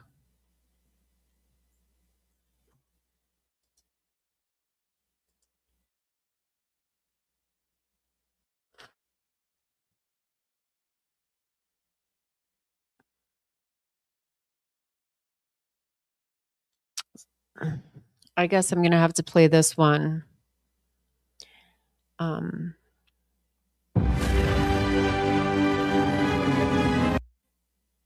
Here we go.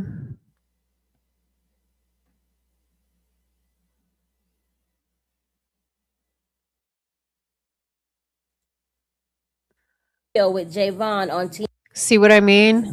Like I don't want to listen to her. Like they need to get all them boys. I just want to listen to the interview. I can't. Here. Back to land because on the boat, and they were trying to like as he was in the altercation, I was calming him down. They were trying to get him out off the island. They were trying to get him back to land because he was just. This is not going to work for me. We need that interview. Javon interview with TMZ.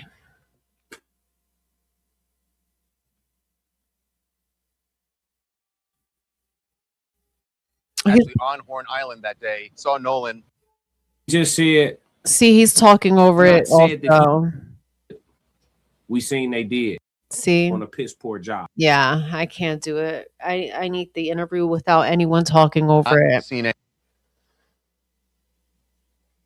At this point, they have not seen any. Never asked.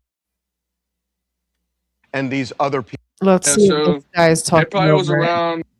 Oh no, this guy seems quiet. All right, shout out to this channel. It was around. I want to say around like 100 people. Cool. Like everyone from Horn Island.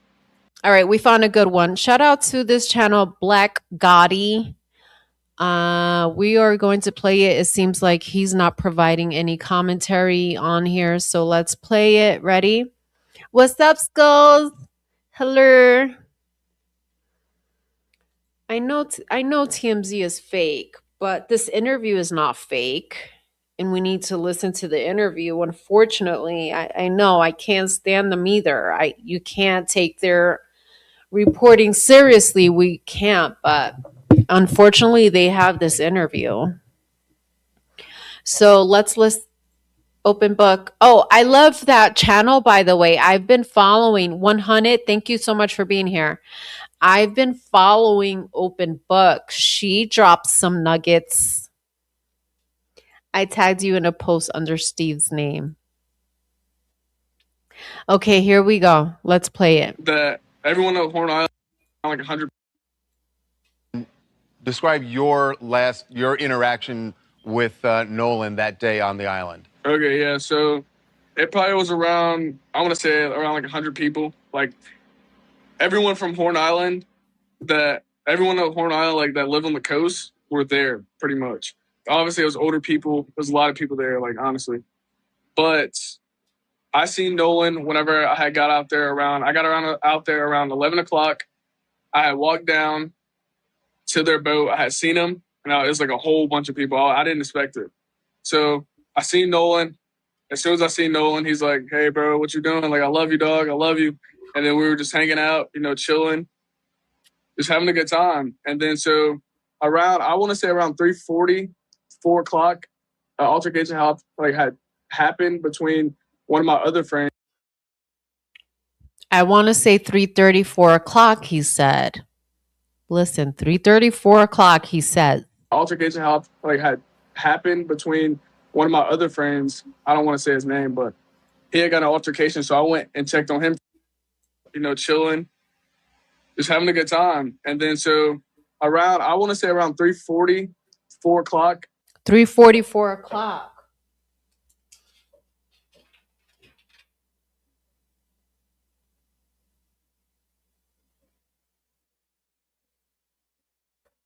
He says 3:40, 4 o'clock. Altercation had happened between one of my other friends. I don't want to say his name, but he had got an Trayston. So we later learned that it was Trayston, an altercation, okay? Altercation. So I went and checked on him for about 20 minutes, 20 to 15 minutes. I came back, Nolan's boat, and the people that 20 to 15 minutes, he was gone. I came back and Nolan he was with were gone. And Nolan was gone. What?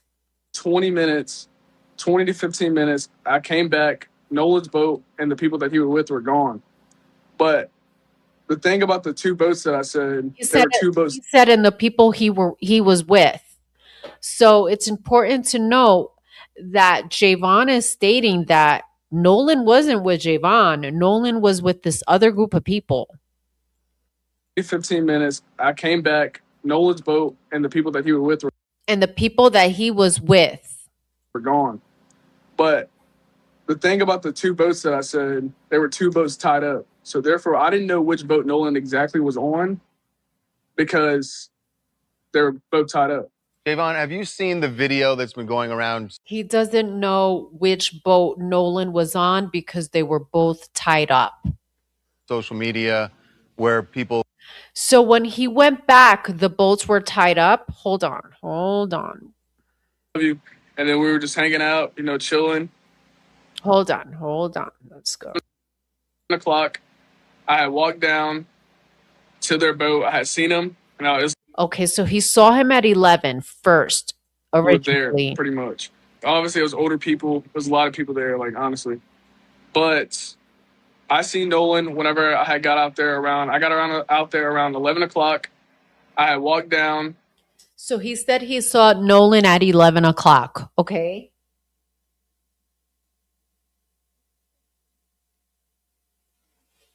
All right. To their boat. I had seen him, and it was like a whole bunch of people. I didn't expect it. So I seen Nolan. As soon as I seen Nolan, he's like, "Hey, bro, what you doing? Like, I love you, dog. I love you." And then we were just hanging out, chilling, just having a good time. And then so I want to say around 3:40, 4 o'clock, altercation had happened between one of my other friends. I don't want to say his name, but he had got an altercation. So I went and checked on him for about... Okay, so to me, it sounds like he was chilling with Nolan, and where Nolan was at 11, he stayed around there.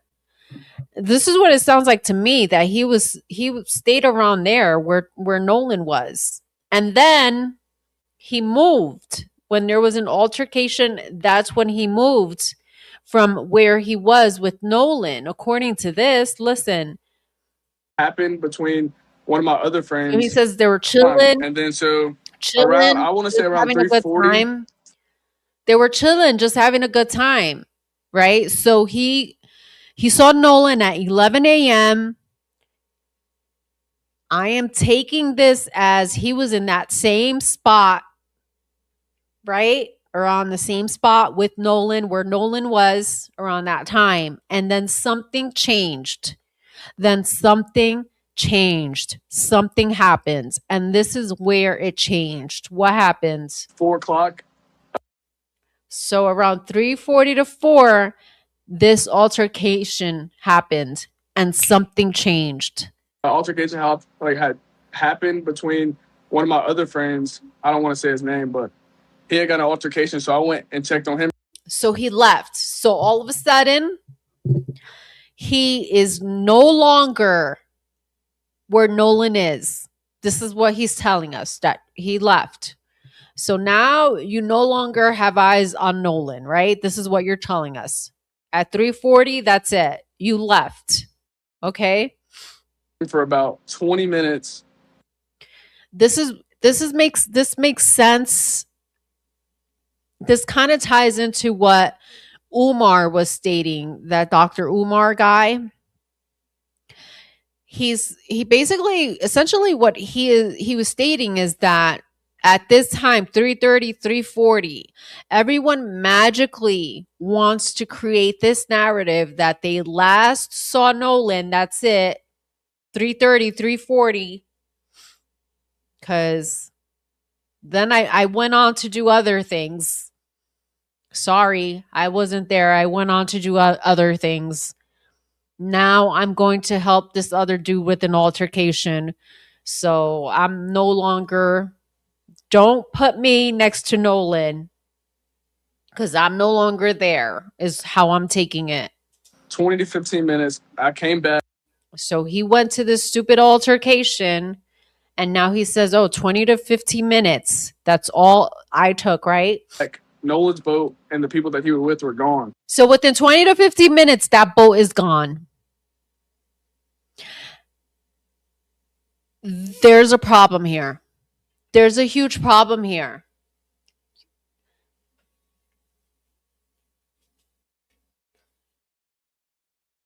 There's a huge problem here because we heard from Bart's attorney. We're hearing from Bart's attorney that when they made that call to the CETO, they were still stationed and anchored when that call was made. So, Javon, what do you mean? What do you mean within 20 to 15 minutes they were gone? This doesn't make sense. Chilling, just having a good time. And then so I want to say around 3:40, 4 o'clock, altercation had happened. How convenient. 3:40, 4 o'clock. How convenient. So this altercation happened. That CETO call happened. Is this a coincidence or what? That all of these things are now happening around the same time? Between one of my other friends, I don't want to say his name, but he had got an altercation. So I went and checked on him for about 20 minutes. He checked on him for about 20 minutes. 20 to 15 minutes. I came back. Nolan's boat and the people that he was with were gone. And that people that he was with were gone. He doesn't say Nolan, though. He doesn't say Nolan was gone. He says Nolan's boat and the people that he was with were gone within 20 minutes.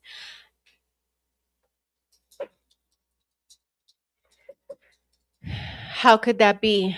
How could that be if they didn't leave until 4:30? How could that be if that boat was stationed there up until 4:30 and they didn't start picking up speed again till 5:25? They didn't pick up speed again. It's all on the reports. These are facts. It's on the report. So this is not making sense to me. But the thing about the two boats that I said, there were two boats tied up. So therefore, I didn't know which boat Nolan exactly was on. because they're both tied up. Javon, have you? So when he saw Nolan, when he got there at 11, he saw Nolan on the boat. He says there were two boats tied up, and he doesn't know which boat Nolan was in. Have you seen the video that's been going around social media where people think that they're hearing an argument between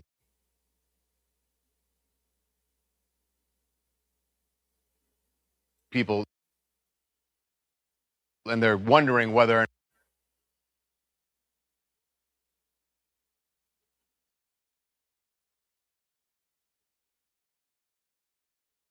not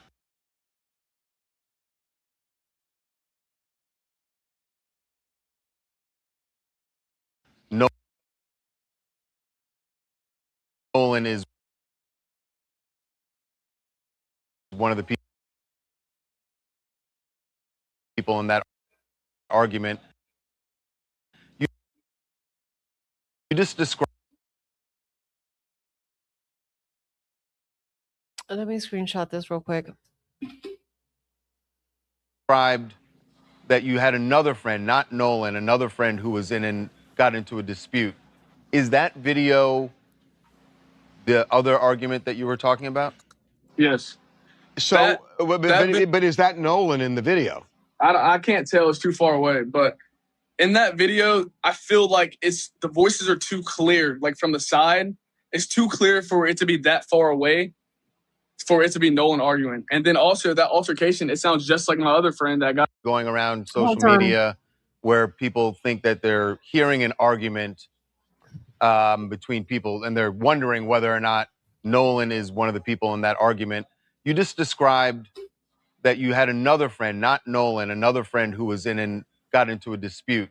Is that video the other argument that you were talking about? Yes. So, but is that Nolan in the video? I can't tell. It's too far away. But in that video, Hold on. I'm so sorry, guys. Let's look at this video really quick in slow motion, okay? Thank you for being here. Okay, here we go.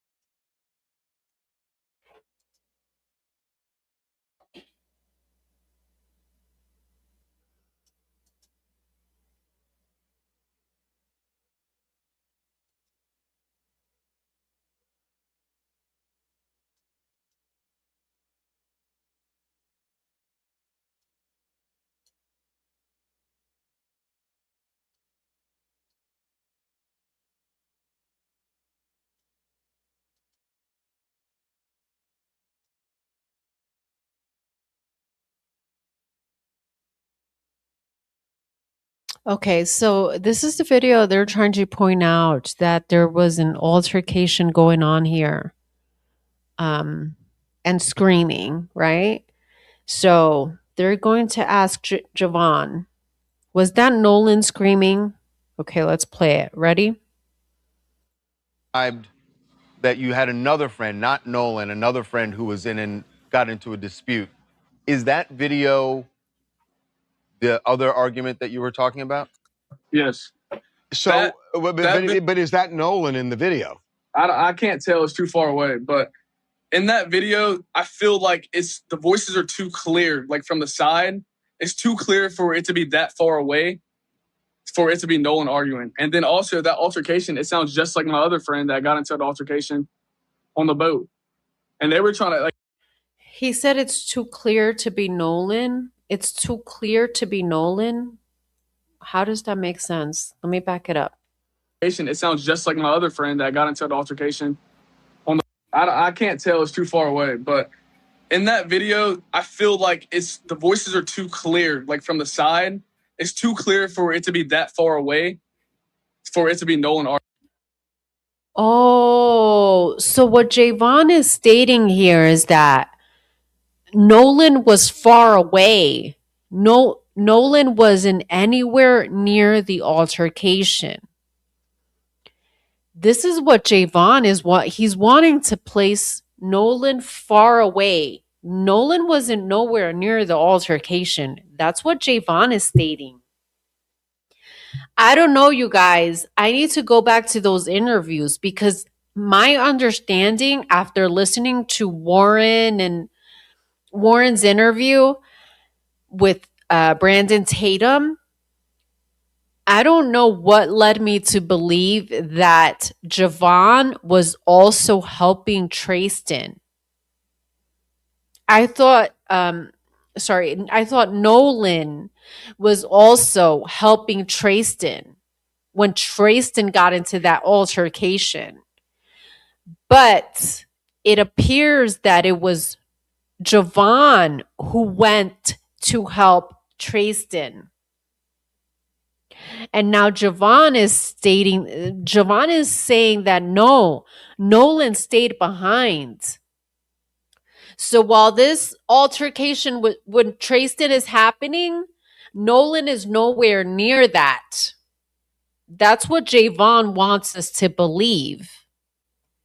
But do we believe that? Do we believe this? Arguing. And then also that altercation. Listen. It's too clear for it to be that far away. 20 to 15 minutes. I got out there around 11 o'clock. I had walked down to their boat. I had seen them. And it was like a whole bunch of people. I didn't expect it. So I seen Nolan. As soon as I seen Nolan, he's like, "Hey, bro, what you doing?" Like, "I love you, dog. I love you." And then we were just hanging out, chilling, just having a good time. And then so I want to say around 3:40, 4 o'clock, altercation had happened between one of my other friends. I don't want to say his name, but he had got an altercation. So I went and checked on him for about 20 minutes, 20 to 15 minutes. I came back, Nolan's boat and the people that he was with were gone. But the thing about the two boats that I said, there were two boats tied up. So therefore, I didn't know which boat Nolan exactly was on because they were both tied up. Javon, have you seen the video that's been going around social media where people think that they're hearing an argument between people and they're wondering whether or not Nolan is one of the people in that argument? You just described that you had another friend, not Nolan, another friend who was got into a dispute. Is that video the other argument that you were talking about? Yes. So, but is that Nolan in the video? I can't tell. It's too far away. But in that video, I feel like the voices are too clear. Like from the side, it's too clear for it to be that far away for it to be Nolan arguing. See what I'm saying? He is placing Nolan away from this altercation. Do we believe it? Should we believe it? And then also that altercation, it sounds just like my other friend that got into the altercation on the boat. And they were trying to, as he was in that altercation, I was calming him down. They were trying to get him out off the island. They were trying to get him back to land because he was just losing it. So describe that. That's kind of interesting. What was that about? Bro, you know why the situation really sucks? Having drank, that these good to me.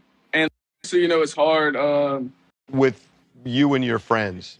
I mean, obviously, it's hard. I post my friend Nolan just to have show everyone that how good of a person he was and try to bring closure to whatever the hell happened. This hurts. I've never lost someone this close to me, and for people to say that I was the last to see him and keep twisting and turning my words and say that how did his closest friend would have knew his password. So they're trying to say that paint me a picture to been the reason this is happening. I promise you guys, if I was the last person to see Nolan, I seen him by himself, he would have been home with us today. He would be with us today. I would still be able to talk to my friend every single freaking day. And so it really it hurts me so much, hearing people say these things. But at the same time, people are just going off what they hear. So it's hard, honestly. You're saying that when you posted about Nolan, a lot of the comments you're getting are people berating you, saying that you should know more about what happened to him? Yeah. When I feel like that shouldn't be the case because I also had a completely different ride out there. He had his own people. I mean, he hangs out with these guys like almost all the time. So I'm thinking he's fine. You know, I'm not thinking nothing of it. And you never heard of Nolan having any kind of an argument with these guys before? You never heard anything like that? No, sir. What are people saying? I mean, these guys, actually, I'm curious. Some of them have gotten lawyers. Well, I'm curious if the police have. I know they said they're still investigating. Did any investigators ever speak to you about what you saw that day? No, sir. That's odd. What? Could you believe this?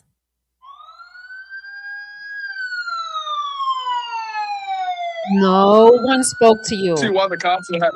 I don't see why the cops would have to talk to me. I mean, obviously, like, you know, like I had said my plea, like, because whenever I had talked to the people at Sunherd, it was whenever, you know, the body was discovered and the autopsy people and the all those people were there. Well, I'll tell you why I'm surprised.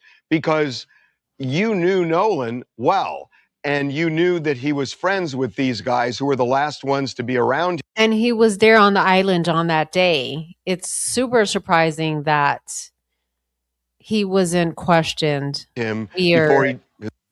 That's weird. Let's see. Is there anything else he says? Like, it's really hard, like, for like people to just like keep on saying things. Hold up, that's deep. Nothing adding up to somebody who was round. Oh, he said it's not adding up. Like this whole case thing, like whatever, like this whole situation, and none of this adds up to me. So like, it's really hard, like, for like people to just like keep on saying things. Hold up, that's deep. It's not adding up to him. Okay, let's see. What else does he? Watch what eggs do to your cat's body.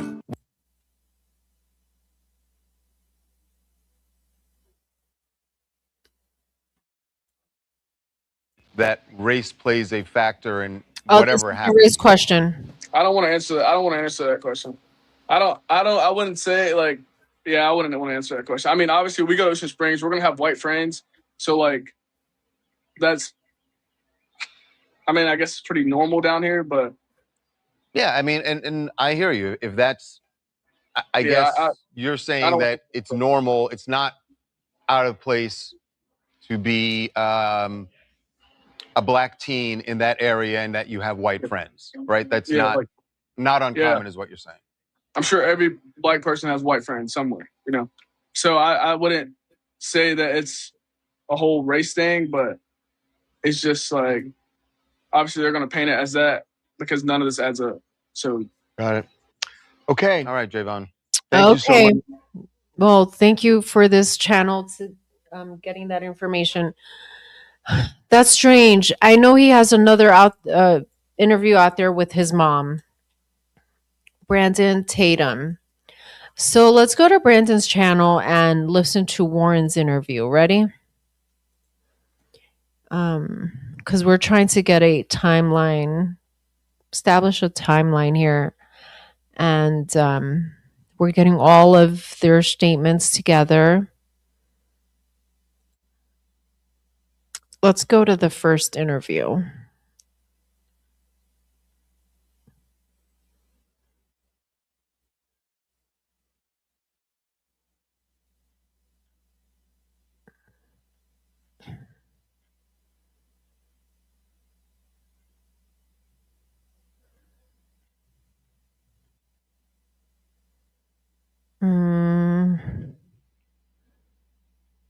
Bombshell testimony debunks fake audio. No, not that one. New audio. No. The truth about Nolan Wells. Here it is. Part 1. Boom. Okay. So Warren, I'm going to ask you some very pointed questions. I mean, just straight out. The first thing I want to ask you is, did you kill Nolan? All right, Warren, we had a chance to get to know each other over the last 2 days. Went out to Horn Island. So I've had an opportunity to talk to you about a few things. And the things that you've told me have literally blown my mind. But the world haven't had a chance yet to hear your story, to hear Nolan's story through you, through his friend.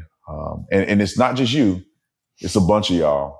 But, you know, some of the other guys were afraid because of the threats and the violence that's been threatened against their lives and all of the above. But you decided that you wanted to take this bold step and give this. Talked on the phone all the time. We were really close. And I mean, I had a great relationship. Part that she said long together, me and a couple of my buddies. Now, this seems like something that I would assume that may have occurred more than just this year. Yeah, of course. Was this something that you guys did more than just this year?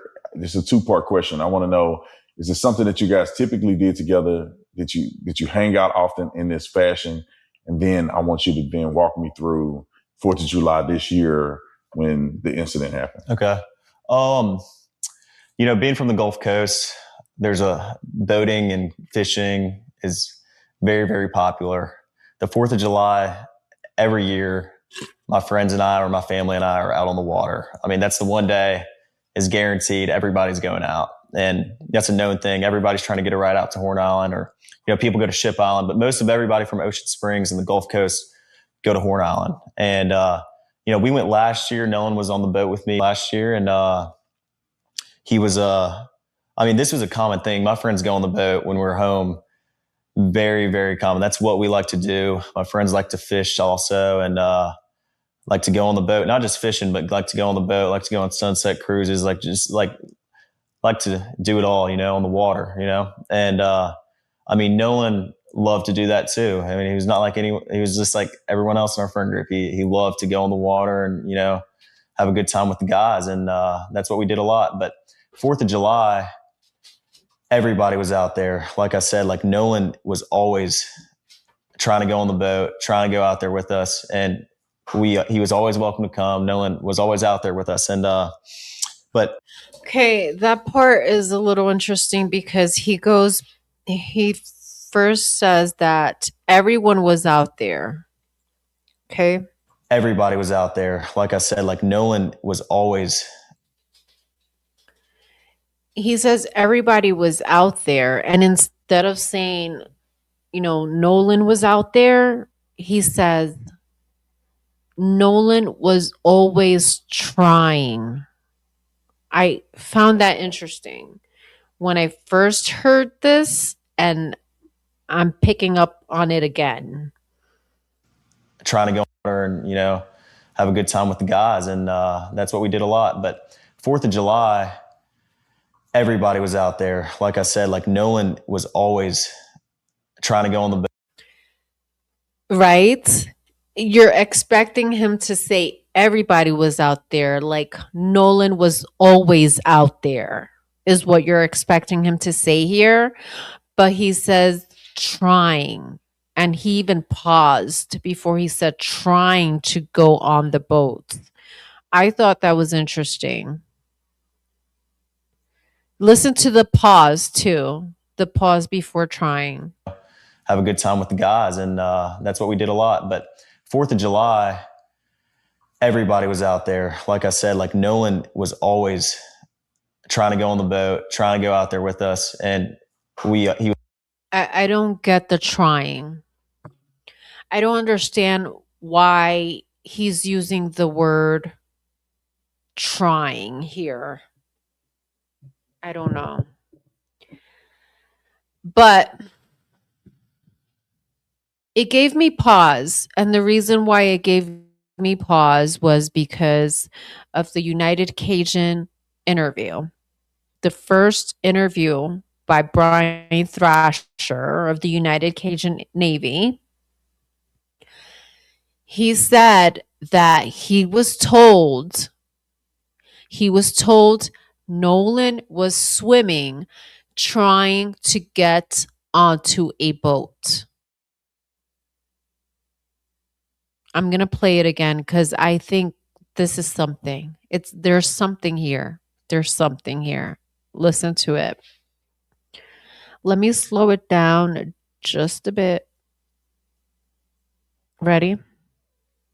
And that's what we did a lot. But 4th of July, everybody was out there. Like I said, like Nolan was always trying to go on the boat, trying to go out there with us, and he was always welcome.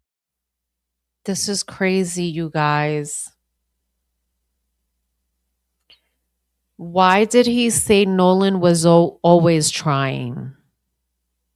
Talk to me, chat. Talk to me. That's what we did a lot. But 4th of July, everybody was out there. Like I said, like Nolan was always trying to go on the boat, trying to go out there with us, and he was always welcome to come. Nolan was. I don't get this. Let me go to the Cajun Navy interview that I'm talking about.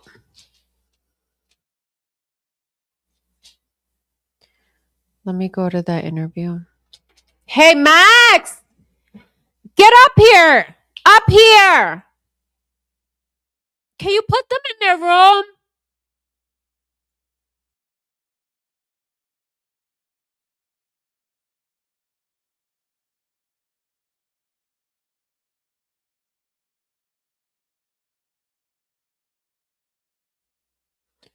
Hey, sorry guys. Okay, here we go. Thank you for being here. Thank you. All right, here we go. Let's go to the Brian Thrasher interview.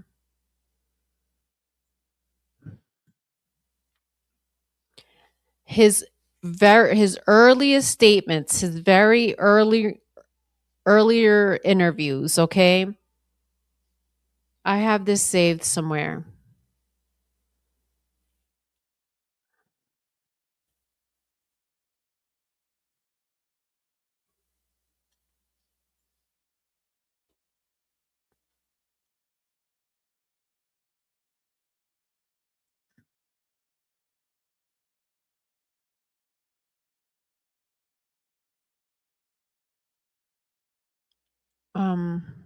Hold on, I'm getting to.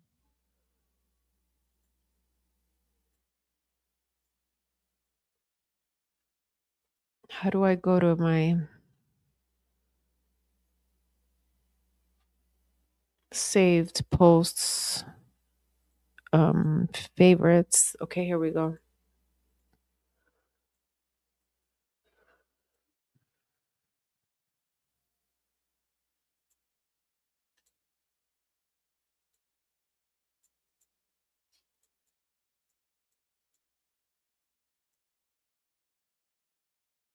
Of course, does not.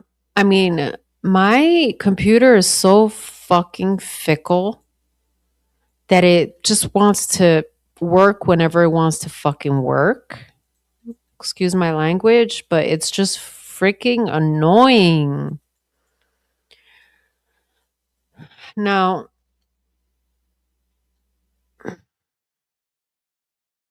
let me do a search for it.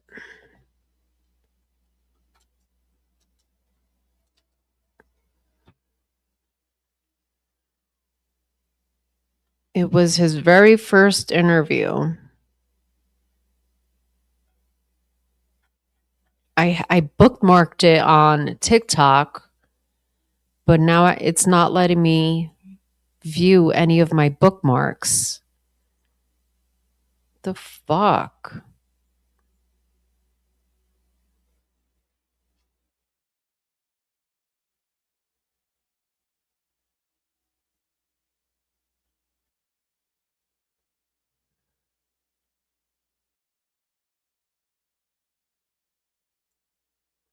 Maybe this is it. No, this is not it.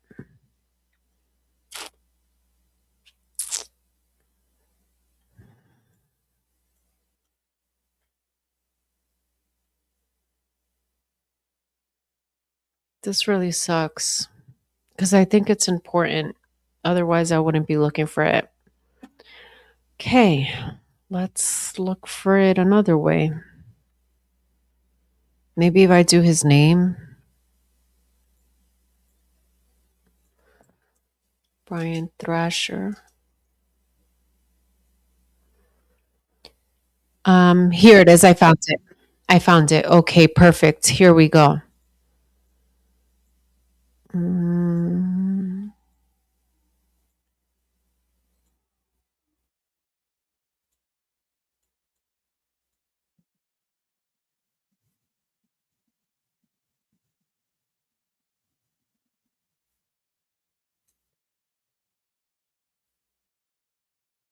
Ready? Getting carried off. Ready? Listen to this interview.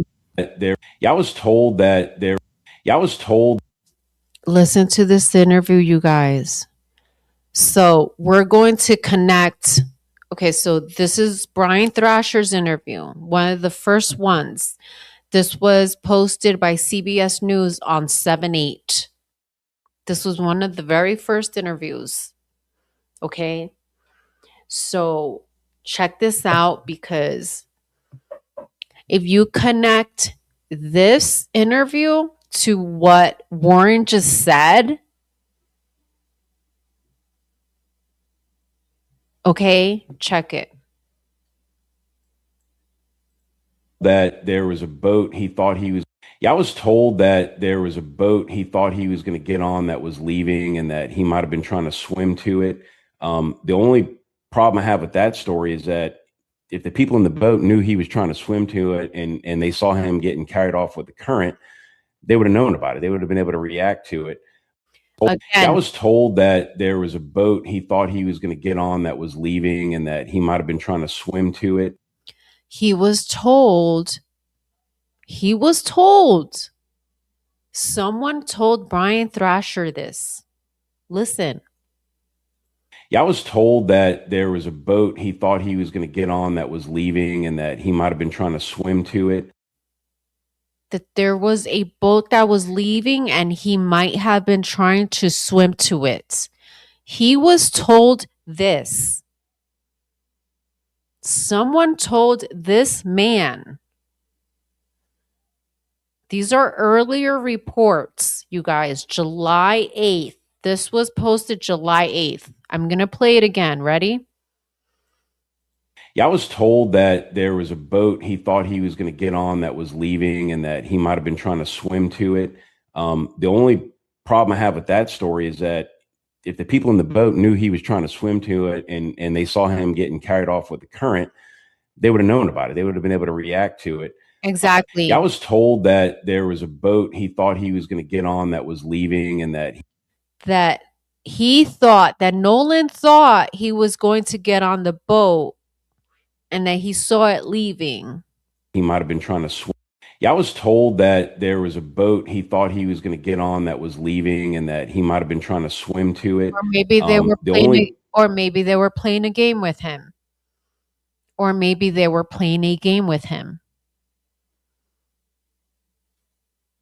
Allegedly, in my opinion. Anything's possible. Maybe they were playing a game with him, making him swim onto the boat. Listen, this is something he was told. I was told that there was a boat he thought he was going to get on that was leaving, and that he might have been trying to swim to it. Now, let's go to Warren's interview. Now, listen to Warren's interview. Watch.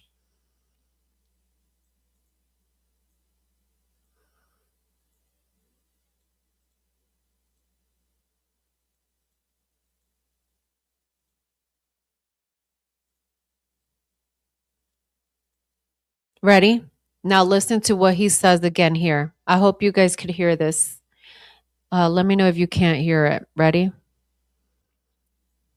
Someone else in our friend group, he loved to go on the water and, have a good time with the guys. And that's what we did a lot. But 4th of July, everybody was out there. Like I said, like Nolan was always trying to go on the boat.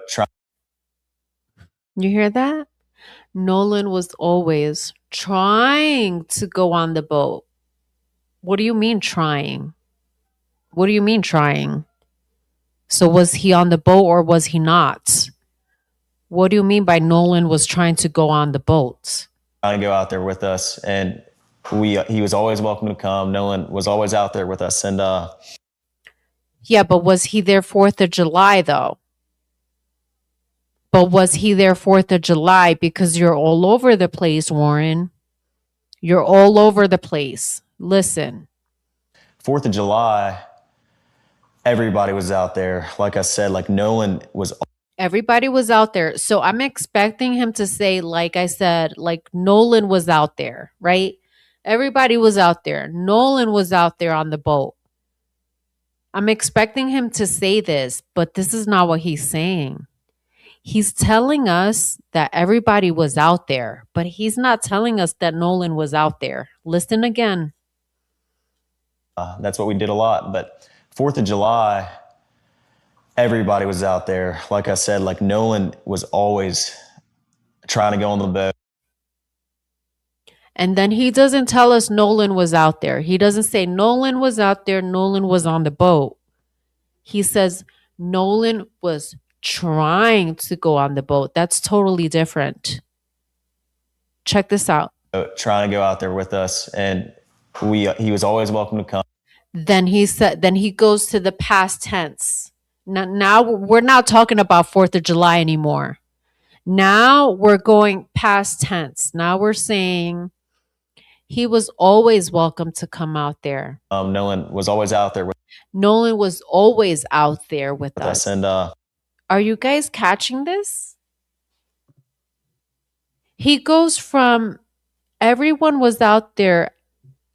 He says everybody was out there on the 4th of July. Then he says Nolan is always trying to go on the boat. And then he says Nolan was always out there with us. Past tense. Nowhere in this statement has he said that Nolan was out there with them on the 4th of July. This sentence here, this is crazy to me. This shit is crazy to me. Trying to go on the boat to the island, to catch a ride. That shit is crazy. Mel, I had enough with you. Go somewhere else with your bullshit. I ain't got time for your shit. Thank you, Sanja. Thank you. I'm glad that there's people here that can see eye to eye, and those that don't, they're just choosing not to. You're just choosing not to listen. You're choosing not to listen. Look up the washing machine. Warren mentioned it between Horn and Ship Island. I'm going to go back because this is for my people that understand where I'm coming from. The very beginning of this entire freaking ordeal, from the very beginning of this interview, from the get-go, right? Warren, tell us, Warren, what happened on 4th of July, Horn right? Island, or people go to Ship Island, but most of everybody from Ocean Springs and the Gulf Coast go to Horn Island. And we went last year. Nolan was on the boat with me last year, and he was this was a common thing. My friends go on the boat when we're home. Very, very common. That's what we like to do. My friends like to fish also, and like to go on the boat. Not just fishing, but like to go on the boat, like to go on sunset cruises, like to do it all, on the water, And Nolan loved to do that too. He was not like he was just like everyone else in our friend group. He loved to go on the water and, have a good time with the guys. And that's what we did a lot. But 4th of July, everybody was out there. Like I said, like Nolan was always. Isn't that insane? 4th of July, everybody's out there. Okay, so you're expecting him to say, 4th of July, everybody's out there. Nolan was out there. We were all out there. But he does something crazy. It flips. He says everybody was out there, but then he goes somewhere in his mind, he goes to the past, to when Nolan was out there. So now I am questioning, was Nolan even out there on the 4th of July? Did he make it out there on the island? I am now questioning if Nolan did make it out there on the island. What? A lot, but 4th of July, everybody was out there. Like I said, like Nolan was always trying to go on the boat. What do you mean Nolan was always trying to go on the boat? On the boat. On the boat. But trying to go out there with us. Trying to go out there with us. What do you mean trying? So he didn't? Are you saying he did not? Because he's trying. He's trying to go on the boat. He's trying. And he was always welcome to come. Nolan was. And then he goes to the past. He's past tense. Now we're going past tense. Oh, Nolan was always welcome to come. Always out there with us. And Nolan was always out there with us. Yeah, buddy, but we're talking about 4th of July here. What are you saying? But you get what I'm saying? Like, we're talking about 4th of July. We're not talking about 2 weeks ago or whatever. This is crazy. I don't know. Started 4th of July, you know, my buddies and I had talked about this week's upcoming, you know, everybody's very, very excited for the 4th of July from down here. Like it's a big thing. It's a big deal. Very, very big deal. And, I mean, I actually stayed with Nolan that night at my buddy's house, and I woke up at my buddy's house, and we went to McDonald's, got food. Nolan was not with me. And I went and got breakfast. I had my buddy's boat hooked up. Hold on. Food. Nolan was not with me. My buddy's house, and I woke up. I actually stayed with Nolan that night at my buddy's house, and he stayed with Nolan that night. Not we stayed at my buddy's house. It's I stayed with Nolan. Not we stayed at my buddy's house, but I stayed with Nolan. What are you watching him? Like, what the fuck? What do you mean? Very big deal. And I mean, I actually stayed with Nolan that night at my buddy's house, and can you have me a beer? And I woke up at my buddy's house, and we went to McDonald's, got food. Nolan was not with me. And at my buddy's house, and we went to McDonald's, got food. Nolan was not with me.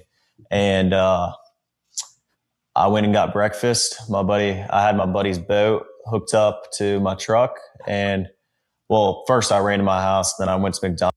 He already had a boat hooked up to his truck.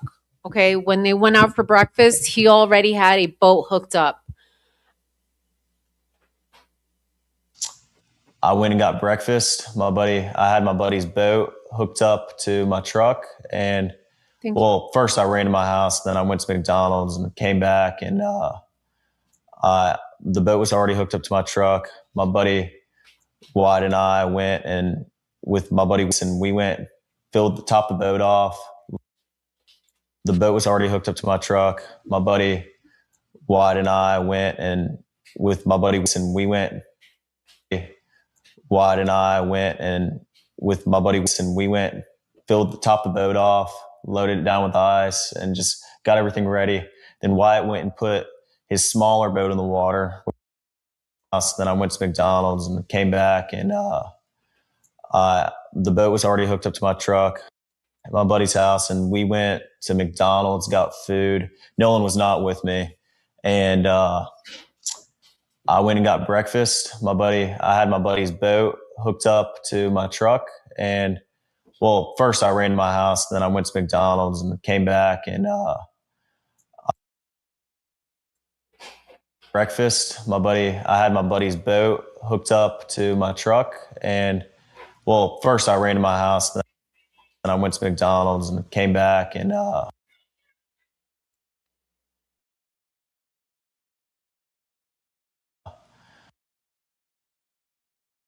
The boat was already hooked up to my truck. My buddy Wyatt and I went, and with my buddy Wilson, we went, filled the top of the boat off, loaded it down with ice, and just got everything ready. Then Wyatt went and put his smaller boat in the water, which is the Palm Beach. He's an 18-foot. Came back, and the boat was already hooked up to my truck. My buddy Wyatt and I went, and with my buddy Wilson, we went, filled.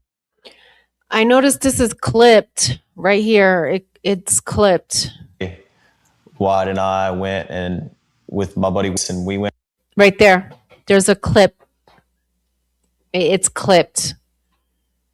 Right here. The boat was already hooked up to my truck. My buddy Wyatt and I went, and with my buddy Wilson, we went. With my buddies, I think Trayston is clipped here, which is weird because he later interviews Trayston already. But Wyatt and I went, and with my, someone's name is clipped right here. Ready? My buddy Wyatt and I went, and with my buddy Wilson, we went, filled the top of the boat off, loaded it down with ice, and just got everything ready.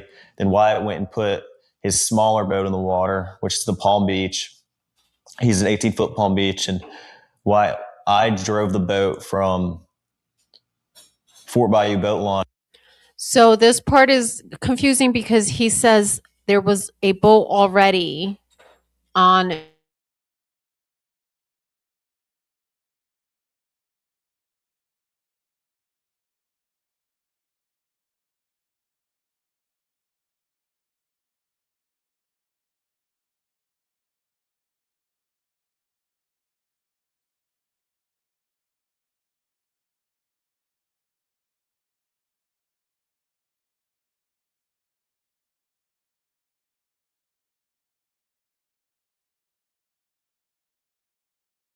to my buddy. All right, here this part is confusing because he said he already had a boat hooked up to his truck. Look. First, I ran to my house, then I went to McDonald's. He already says he has a boat hooked up to his truck before he goes to McDonald's. I went and got breakfast. I had my buddy's boat hooked up to my truck. All right, so we already know before he goes to get McDonald's, he has a boat hooked up to his truck. All right, let's continue.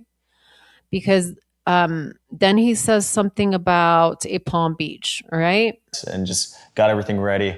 Then Wyatt went and put his smaller boat in the water. Okay, so I'm assuming Wyatt then has his own truck, right?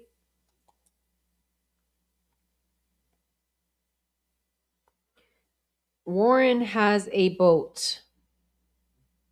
Wyatt has another smaller boat, he says. It's called the Palm Beach.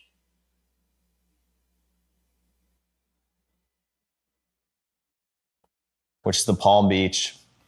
He's an 18-foot Palm Beach, and I drove the boat from. What are you talking about? You said you already had a boat hooked up to your truck. So what are you talking about here? So we're talking about the same boat? God damn it, these fucking kids. My buddy's house, and we went to McDonald's, got food. Nolan was not with me, and I went and got breakfast. I had my buddy's boat hooked up to my truck. He has his buddy's boat hooked up to the truck already, okay? And well, first I ran to my house, then I went to McDonald's and came back, and the boat was already hooked up to my truck. My buddy Wyatt. It was already hooked up to the truck, okay? And I went, and with my buddy Wilson, we went, filled the top of the boat off, loaded it down with ice, and just got everything ready. Then Wyatt went and put his smaller boat in the water, which is the Palm Beach. He's an 18-foot Palm Beach, and I drove the boat, loaded it down with ice, and just got everything ready. Then Wyatt went and put his smaller boat in the water, which is the Palm Beach. He's an 18-foot Palm Beach, and I drove the boat from Fort Bayou boat launch to my. So he's saying he drove the Palm Beach over. My buddy's grandparents' house, and that's where we all plan to meet up that day. When you And say we all, who are you talking about? You, Nolan? Grandparents' house, and that's where we all plan to my buddy's. And why I drove the boat from Fort Bayou boat launch to my buddy's grandparents' house. Why I drove the boat from Fort Bayou boat launch to He drove the Palm Beach over from the Fort Bayou to Jax's grandparents' house. So initially they were at Fort Bayou. They were in Fort Bayou first. My buddy's grandparents' house, and that's where we all plan to meet up that day. And when you say we all, who are you talking about? You, Nolan, or Nolan, and how many? And that's where we all plan. Why I drove the boat from Fort Bayou boat launch to my buddy's grandparents' house, and that's where we all plan to meet up that day. And when you say we all, who are you talking about? You, Nolan, or Nolan, and how many people are going to meet you guys there? We had roughly 20 to 30 people coming on 3 separate boats with us. And so we were all following each other out there as one big group. You know, it wasn't just me and Nolan and a couple other of my buddies. There was 20 or 30 people spread out where we all met at the dock before, and then we departed to go to Horn Island. It wasn't just a couple of us. I mean, there were so many people, we had to split up between 3 boats, and we all left and all got there at the same time. Yeah, I just want to make sure that's clear, because the statements that are out there made it appear that it was just you, Nolan, and probably 2 or 3 other guys, and y'all the only. So my question is, all right, Warren has the Palm Beach. He's in a truck with the Palm Beach. Wyatt is in his truck with the other vessel, right?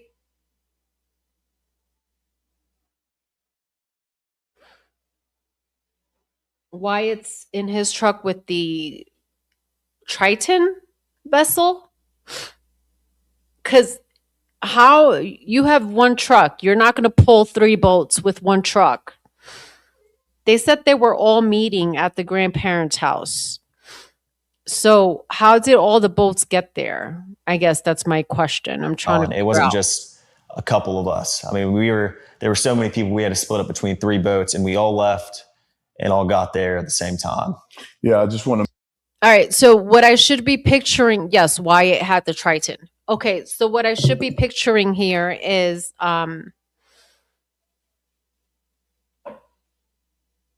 Warren has the Palm Beach in one truck. Wyatt has the Triton in another truck, right? That's what I'm picturing. They're driving these boats to Jax's house, because that's where they're all going to meet. And in Jax's house, does that house have the other 2 boats? You get what I'm saying? Bar had the tide line. So who had the Triton? So then Bart had his own truck with the tide line. Wyatt had his truck with the Triton. Then you have Warren with a Palm Beach. You get what I'm saying? So now you have 3 different individuals, 3 separate trucks bringing their boat over. Is that what I should be picturing?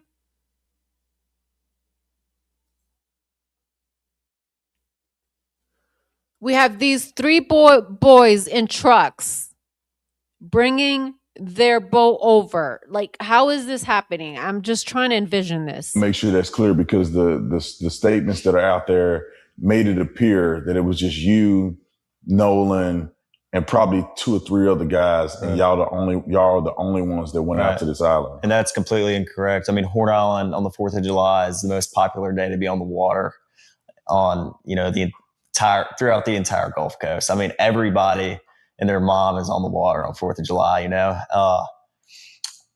There's no telling. I mean, roughly probably 2 to 3, maybe even 4,000 people out there. There were boats lined up off the island. I mean, there was 3 rows of boats all the way until my vision ended, until I could see of people. Because look, they said they met here. You guys, I'm just like trying to figure this out. I'm sorry. Let's start over. Like, I need to figure this out before we can get any further. Like, how are all these boats making it to the grandparents' house? Like, how did all these boats make it there? Are you understanding? When Listen, the incident happened. Okay.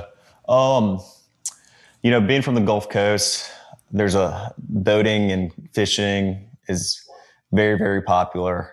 The 4th of July, every year, my friends and I, or my family and I, are out on the water. I mean, that's the one day is guaranteed everybody's going out. And that's a known thing. Everybody's trying to get a ride out to Horn Island, or, people go to Ship Island, but most of everybody from Ocean Springs and the Gulf Coast go to Horn Island. And, we went last year. Nolan was on the boat with me last year, and he was, this was a common thing. My friends go on the boat when we were home. Very, very common. That's what we like to do. My friends like to fish also, and like to go on the boat. Not just fishing, but like to go on the boat, like to go on sunset cruises, like to do it all, on the water, And Nolan loved to do that too. I mean, he was not like he was just like everyone else in our friend group. He loved to go on the water and, have a good time with the guys. And that's what we did a lot. But 4th of July, everybody was out there. Like I said, like Nolan was always trying to go on the boat, trying to go out there with us. that part is weird. I'm just gonna say that trying to go on the boat is weird to me. That's weird. Instead of saying Nolan was out there with us on the 4th of July, that's not what he says. It's not what he says. He says Nolan was always trying to go on the boat. No, like if Nolan is a beggar. Like if Nolan is begging. Like if Nolan is some type of beggar. What are you talking about, bruh? Everybody was out there. Like I said, like Nolan was always trying to go on the boat, trying to go out there with us.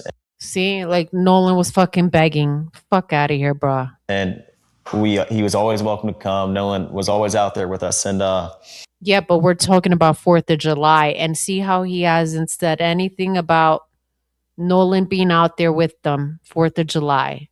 We're talking about 4th of July. 4th of July, everybody was out there. Like I said, like Nolan was always trying to go on the boat. See? Trying to go out there with us. And he was always welcome to come. Nolan was always out there with us. And yeah, but we're talking about 4th of July though, bruh. But started 4th of July, my buddies and I had talked about this week's upcoming, everybody's very, very excited for the 4th of July from down here. Like it's a big thing. It's a big deal. Very, very big deal. And I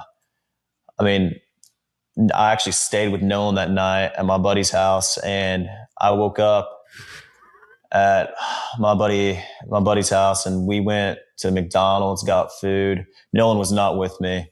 And I went and got breakfast. I had my buddy's boat hooked up to my truck. Okay. So far there, one boat hooked up to Warren. The Palm Beach is hooked up to Warren's truck. Ready? And first I ran to my house, then I went to McDonald's and came back, and the boat was already hooked up to my truck. My buddy Wyatt and I went, and with my buddy, and we went, topped the boat off, loaded it down with ice, and just got everything ready. Then Wyatt went and put his smaller boat in the water, which is the Palm Beach. Here's where I'm missing. Help me out, chat. Help me out right here. Okay. He says they went to McDonald's. He came back from McDonald's and the Palm Beach was already hooked up to Warren's truck. It was already linked to Warren's truck, okay? So, how did Wyatt put the Palm Beach in the water if it was hooked up to Warren's truck? And weren't they all meeting up at Jax's grandparents' house? So did they drive to Jax's house? And is that when Wyatt put the Palm Beach into the water? You guys understand what I'm trying to say? At what point did Wyatt put the smaller boat in the water? Was like, when did this happen? And was that Palm Beach, wasn't it hooked up to Warren's truck? Because he just said the Palm Beach was hooked up to my truck. So did Wyatt drive Warren's truck and left the Palm Beach and put the Palm Beach into the water? Is that what happened? Water, which is the Palm Beach. He's an 18-foot Palm Beach. And I drove the boat from Fort Bayou boat launch to my buddy,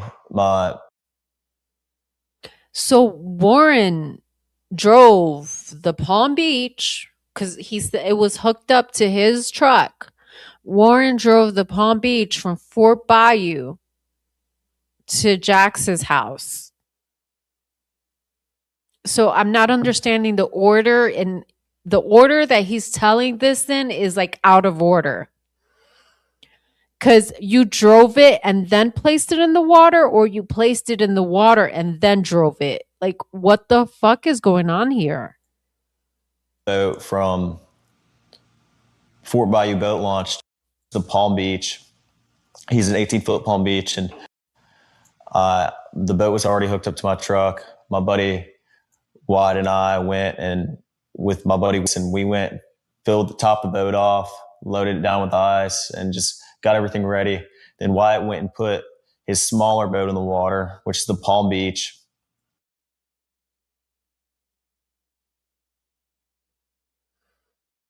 But you just said you had the Palm Beach. So what do you mean Wyatt went to put it in the water? You just said you have it. This is not making sense to me. It's not making sense to me. Is there another boat they're hiding? Because it's not.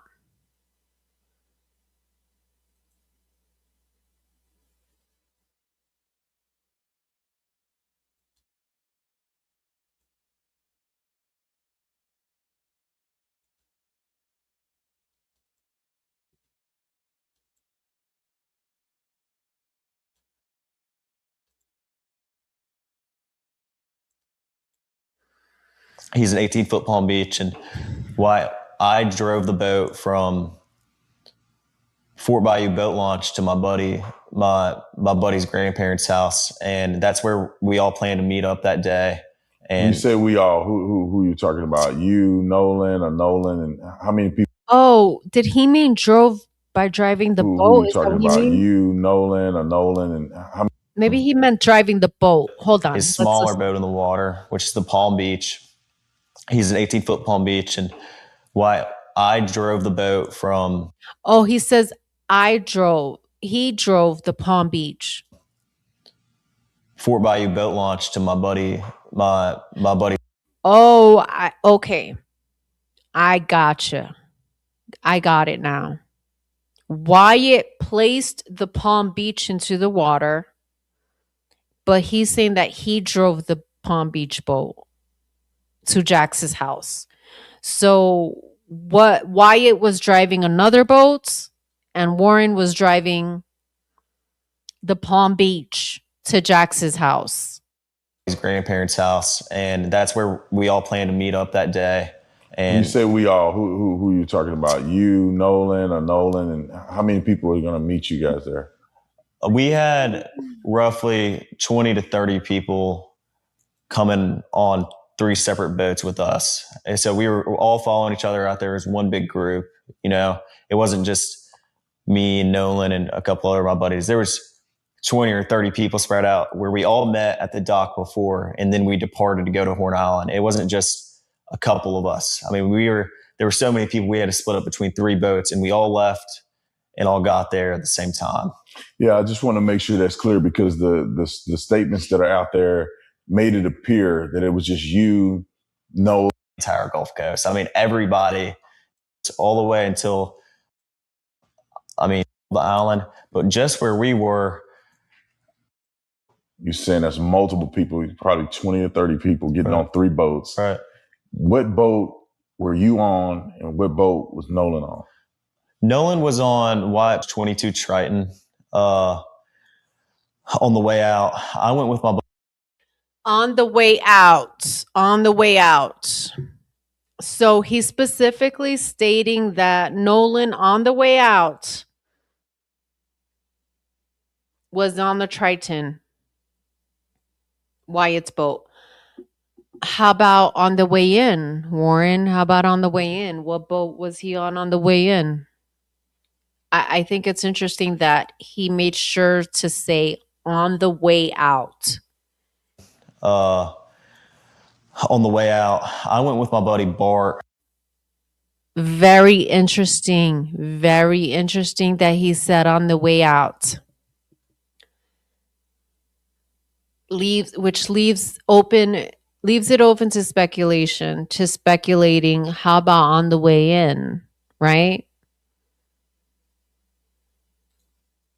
Because we had a lot of friends from college coming down, and I called Bart that morning. I was like, hey man, can you take your boat out? And he was like, because we had a lot of friends from college coming down, and they had a lot of friends from college coming down. I called Bart that morning. I was like, hey man, can you take your boat out? And he was like, yeah, well, my dad's decided not to go, and I'll take the boat, and I'll take you and your friends. Of course. I mean, he's a buddy of mine. I'll take you and your friends. That morning, I was like, hey man, can you take your boat out? And he was like, yeah, well, my dad's decided not to go, and I'll take the boat, and I'll take you and your friends. Of course. I mean, so Bart wasn't going. Wait. There were too many kids that they needed an extra boat. So that's why he called on Bart. Your boat out. And he was like, yeah, well, hey man, can you take your boat out? He asked Bart because there were just too many people. They needed an extra boat. And he said, yeah. My dad decided not to go, and I'll take the boat. According to him, Bart's dad was going to go and he decided not to. Bart's dad was going, but he decided not to go. I'll take you and your friends, of course. Warren says, Bart says, I'll take the boat and I'll take you and your friends. Okay. So now we have Wyatt driving the Triton. We have Warren driving the Palm Beach. And now we have another driver, Bart. Captain Wyatt, Captain Warren, and Captain Bart. Now, Bart is driving a black boat. Titling, yeah. So we have 3 captains here. Captain Warren, Captain Wyatt, and Captain Bart. 3 boats so far. All right. So, I mean, he's a buddy of mine. And so Bart pulled up at the dock, and I mean, I rode out there with Bart, and a lot of the girls that go to college with my friends and I, and Nolan rode out on the Triton, and then we had a Palm Beach, 18 Palm Beach. There was 4. Wait a second. You rode, you rode, we can't have 2 captains in one boat. Hold on, we can't have 2 captains in one boat. A lot of what's going on here? This is the autopilot boat going on here? Bart pulled up at the dock, and I mean, I rode out there with Bart, and I rode out there with Bart. Okay. All right. I wrote out there with Bart. How did you write out there with Bart when you just said you rode the Palm Beach? Wait. The Palm Beach was attached to your truck. So you rode out there with Bart. Now this doesn't make sense to me again. You see what I mean, you guys? You see what's going on here? My dad decided not to go, and I'll take the boat and I'll take you and your friends. Of course, I mean, he's a buddy of mine. And so Bart pulled up at the dock, and I mean, I rode out there with Bart, and a lot. Hold on. Warren rode with Bart on the Triton. Bart drove the tide line. Wyatt drove the Triton. No one knows who drove the Palm Beach on the. No, Warren did. Warren just said he had the Palm Beach in his truck. So this is why I'm confused, because I have three captains. I have Wyatt riding the Triton. We have Warren riding the Palm Beach and Bart riding the Tideland. So now I'm confused again. What's up, real talk?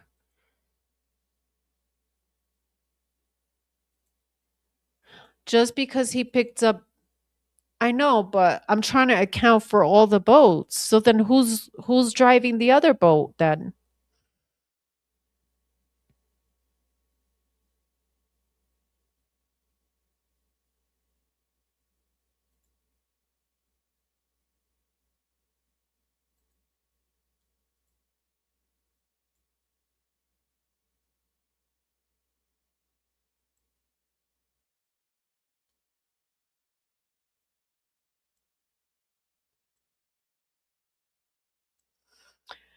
I know, but thank you so much, Peace. I appreciate it. Okay, so let's go back. All of the girls that go to college with my friends and I rode out there with Bart, and a lot of the girls that go to. Okay, so when he says I rode out there, that means he was on the boat with Bart, right? Chat, is that correct? When he says I rode out there with Bart, that means he was on the boat with Bart. Am I correct? And we know that Bart has the black Tideland, right? Bart has, according to the MDMR report, Bart owns the black Tideland, okay? So cool. He rode out there with Bart. So now we have Warren on Bart's boat. So my question is, who is piloting the Palm Beach? Who is the captain of the Palm Beach then? Because I was under the impression that Warren was piloting the Palm Beach boat. But according to Warren, he says that he was riding out there with Bart. And Bart, I called Bart that morning. I was like, "Hey, man, can you take your boat out?" And he was like, "Yeah, well, my dad decided not to go, and I'll take the boat and I'll take you and your friends." Of course, I mean, he's a buddy of mine. And so Bart pulled up at the dock, and I mean, I rode out there with Bart, and a lot of the girls that go to college with my friends and I. That's crazy. No one knows who drove the Palm Beach. Are you kidding? No one knows who drove the Palm Beach boat? What in the world? But you see why it wasn't making sense? You see why it wasn't making sense? Because I thought that Warren was driving the Palm Beach. That's crazy. Okay, let's continue. And and Nolan rode out on the Triton. And then we had a Palm Beach, 18 Palm Beach. There was 4 guys Okay, we know Nolan was on the Triton. That's Wyatt's boat. Okay. on that. There was like 8 people on the Triton. He says there's 4 guys on the Palm Beach. We had a Palm Beach, 18 Palm Beach. There was 4 guys on that. 4 guys, but he's not telling us who was on that one, okay? There was like 8 people on the Triton, and then there was 8 or 9 people on the Triton, and then there was the rest of the group, which was ranged from maybe 10 to 15 or 16 people on my buddy's tide line, which is 24 tide line. And so you guys get on, and I know a little bit more than the audience. So Bart's boat is the biggest boat then, 24 tide line. So he has the biggest. Bart has the biggest boat, that black boat that we have no GPS data on. We have 0 GPS data on that black boat. And that's the boat where Warren is, Bart is, and about 10 to 16 people. To do, because we went out there a little earlier, because I wanted to see exactly what the drive was like, what the dock was like, how far it is out there. Of course. But I want you to tell, the audience, like, what was this trip like? How was the waters? Did you guys do anything in between the time you rode and the time you get to the island? Was there music? Is it like a big party? Like, what is that? Yeah, well, what stupid question is this? Like, what the fuck are you talking about? Like, what a waste of questions here with this guy. Like, what type of question is that? Don't you want to know what happened to Nolan? Because it sure as hell doesn't seem like it with these stupid ass nonsensical questions. It wasn't like we were getting really beat up or anything. I mean, it was pretty calm. And so you guys get out there. I'm assuming that you line the boats up, because I'm envisioning the picture of getting out there and there's hundreds of boats. Mm-hmm. There's thousands of people. Yeah. So it wasn't just you guys. Yeah, how many times you're going to fucking say that it wasn't just you guys? Yeah, we are fully aware of that by this point. At this point, early afternoon. I mean, it wasn't, but 10:30 is, it's still pretty early in the day. And when we got there was already 3 rows of boats lined up all the way, like I said, until I could see. And you're talking, when you say all you can see, you're speaking. Because they want to be around other people. And the East End's a little more, there's not as many people, but there's still a lot of boats out there. I mean, it's not like every area of Horn Island was covered. Okay, we understand. It was busy. Have you ever seen a product that transforms any ordinary?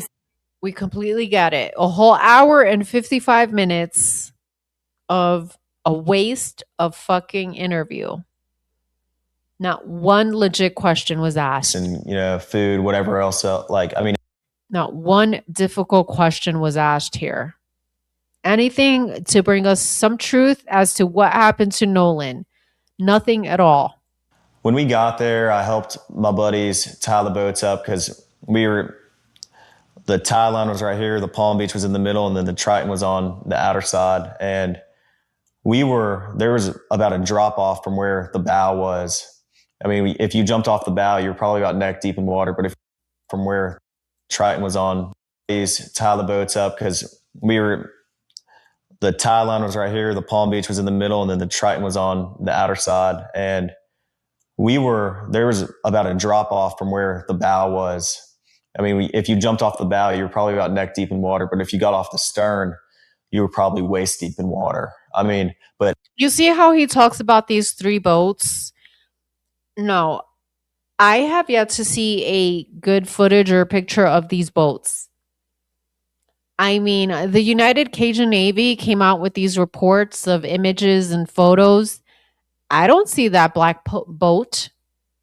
There's no way. I do not see that black tide line boat. The way he's explaining how it was the tide line, the Palm Beach, and the Triton, no way. I don't see that shit. When we got there, we tied up, got, bow and rear anchor set, and we tied up all the boats, made sure they were good, and everyone just got on the water. And then eventually, next thing you know, it's our group, and then next thing you know, there's 50 other people around us, and then it just grew and grew as the day came on. It's a big party, basically, big party.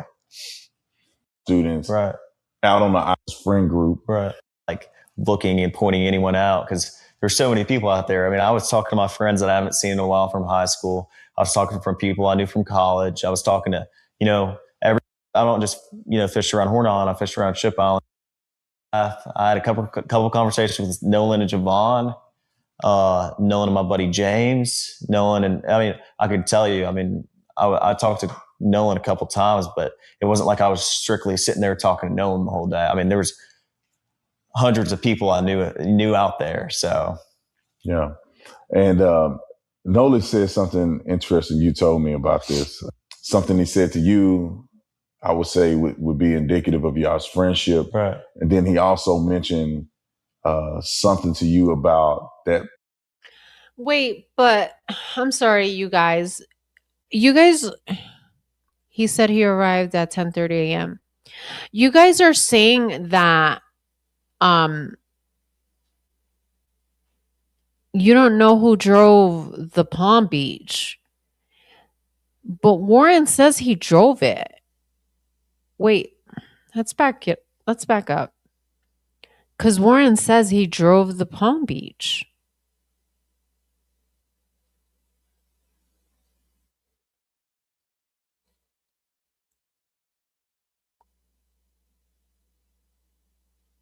I mean, I had a great. You said you kind of grew up together. And at my buddy's house. We never went to Nolan's house and hung out. We're at Nolan's house, which, there's nothing wrong with that. But we were in class all year long together, me and a couple of my buddies, and hang out. 4th of July, where you guys were all going out. Right. This seems like something that I would assume that may have occurred more than just this year. Yeah, of course. Was it something that you guys did more than just this year? It's a 2-part question. I want to know, is it something that you guys typically did together? Okay. Being from the Gulf Coast, there's a boating and fishing is very, very popular. That's a known thing. Everybody's trying to get a ride out to Horn Island, or, people go to Ship Island, but most of everybody from Ocean Springs and the Gulf Coast go to Horn Island. And, we went last year. Nolan was on the boat with me last year, and he was, this was a common thing. It was clipped there too. On the boat with me last year, and Springs and the Gulf Coast go to Horn Island. And, we went last year. Nolan was on the boat with me last year, and he was, this was a common thing. My friends go on the boat. Very common. That's like to go on the water, and Nolan loved to do that too. I mean, he was not like he was just like everyone else in our friend group. He loved to go on the water. And yeah, Nolan's loved to do that too. He's just like my white friends, have a good time with the guys, and that's what we did a lot. But 4th of July, everybody was out there. Like I said, like Nolan was always trying to go on the boat, trying to go out there with us, and he was always welcome to come. Nolan was always out there with us, and but started 4th of July. My buddies and I had talked about this week's upcoming. Everybody's very, very excited for the 4th of July from down here. Like it's a big thing. It's a big deal. Very, very big deal. And I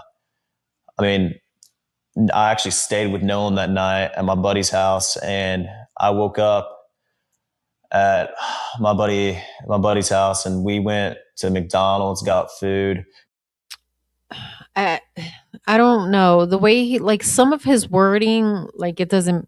I stayed with Nolan, not Nolan stayed with us, or I actually stayed with Nolan. What does that mean? You stayed with Nolan? I actually stayed with Nolan that night. You stayed with Nolan. I don't know. This some of this wording is very interesting. Not we stayed at my friend's house, like, not we stayed over at my friend's house. It's like I stayed with Nolan. At my buddy's house, and we went to McDonald's, got food. Nolan was not with me, and I went and got breakfast. I had my buddy's boat hooked up to my truck, and well, first I ran to my house, then I went to McDonald's and came back, and the boat was already. First, I ran to my house. What? First, I ran to my house, then I went to McDonald's, and my buddy's house, and we went to McDonald's, got food. Nolan was not with me, and I went and got breakfast. I had my buddy's boat hooked up to my truck, and well, first I ran to my house, then I went to McDonald's and came back, and the boat was already hooked up to my truck. My buddy Wyatt and I. So he was at all this happened at your house. Your truck was at your house and all of this stuff. Where was Nolan during all this? Where was Nolan during all of this here? Then I went to McDonald's and came back, and the boat was already hooked up to my truck. My buddy Wyatt and I went, and with my buddy, and we went, filled the top of the boat off, loaded it down with ice, and just got everything ready. Then Wyatt went and put his smaller boat in the water, which is the Palm Beach. He's an 18-foot Palm Beach, and I drove the boat from. See? He drove the boat.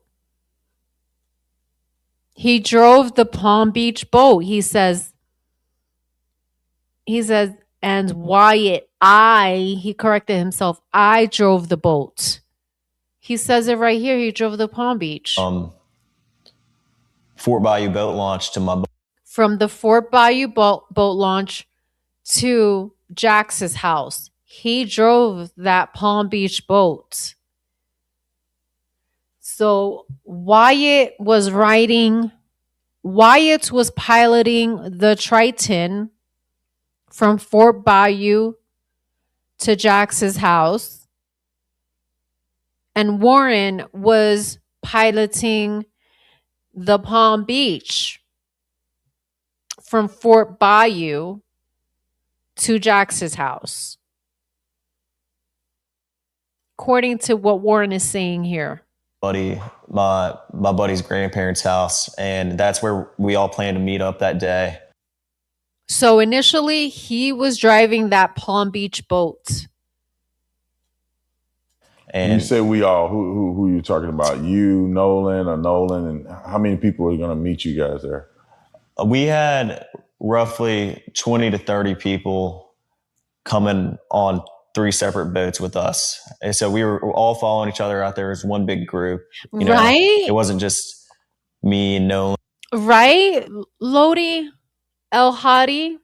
It's not just me. Stayed with Nolan?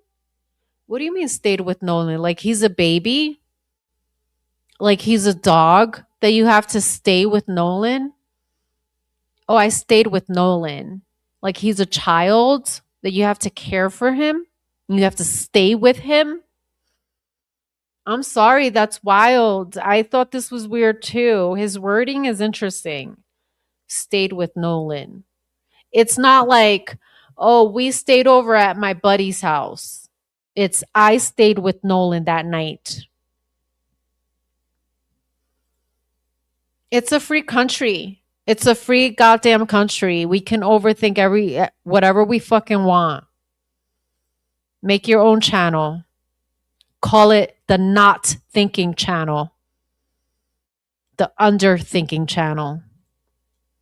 Like, seriously? What you talking about? We overthink shit. Trying to get answers here. Yeah, he likes to say buddies instead of names. Anyways, let's keep it moving. And a couple other of my buddies. There was. All right, let's go back to. Let's do part 2.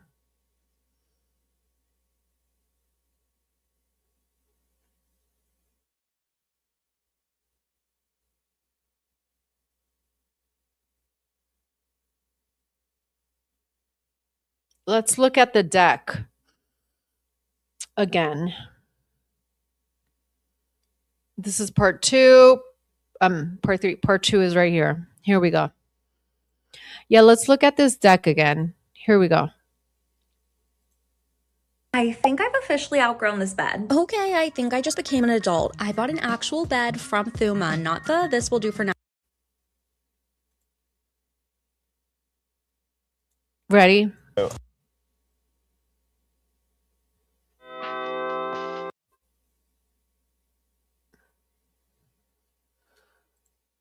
Okay.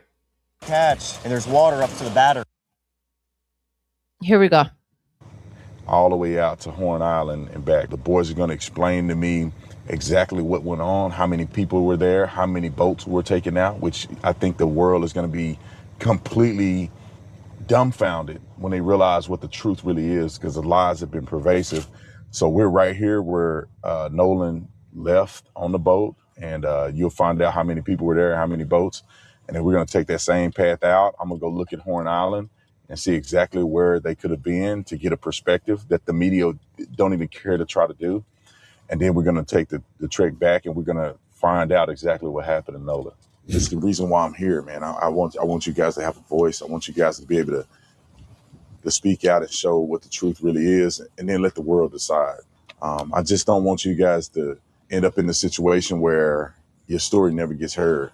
Right here is where Nolan and probably 20 other kids got on the boat. So we were told 30. So now it's 20 because we were told 30. I mean, you guys keep switching it up. It's not just Nolan and 3 other kids.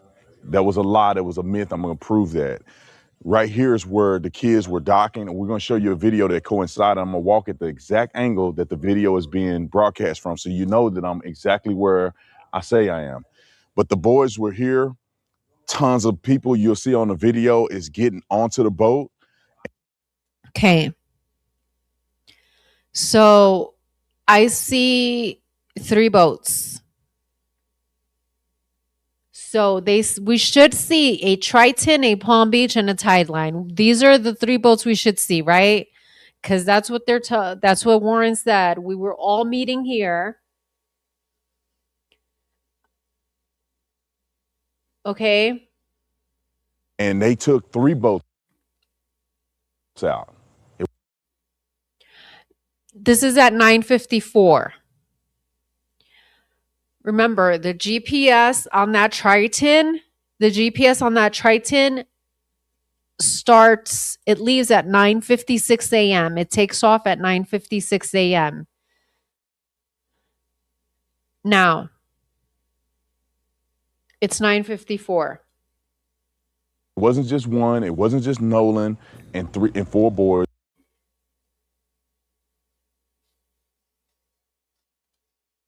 It was a multitude of people on several different boats, and some of the boys that they're accusing wasn't even on the boat that Nolan was on. But let me show you. Okay, you see this boat they're showing us here? That's not the Triton. That can't be the Triton, is it?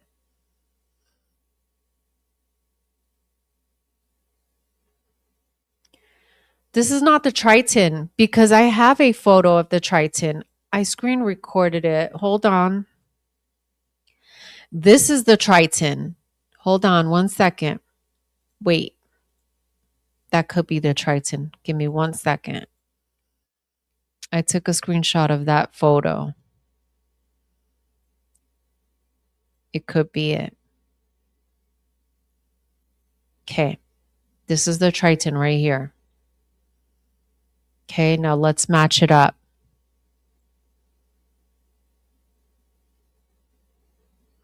Yeah. Hold on. That could be it. Except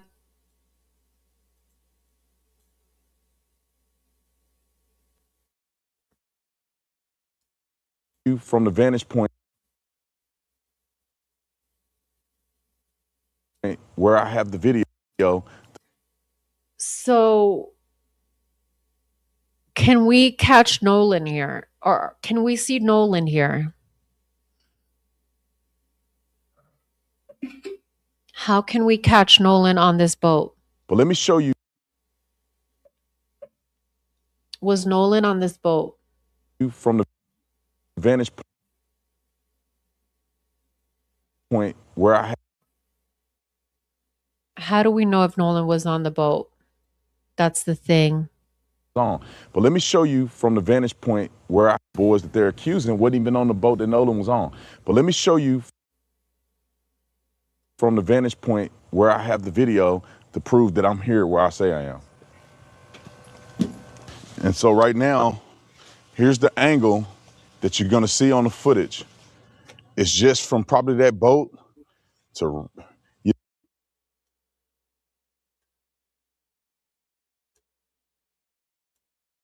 maybe about 30, 40 feet here to the right. And this is where the video is showing. Okay. Where's the Triton here? You see these two boats. There's no Triton here. How many people were actually out there, actually getting on the boats? There goes Nolan. So therefore, it debunks very clearly that it was only Nolan and 4 boys. And then he does something weird. I don't understand why Nolan goes down here. Why does Nolan go down here? Very clearly that it was only. What is Nolan doing over here? What does he see? You guys see that? Nolan and 4 boys going out. So therefore, it debunks No, very where- clearly that it was only Nolan and 4 boys What does he go do? getting on the boats. So therefore, it debunks very clearly that it was only Nolan and 4 boys going out here to Horn Island.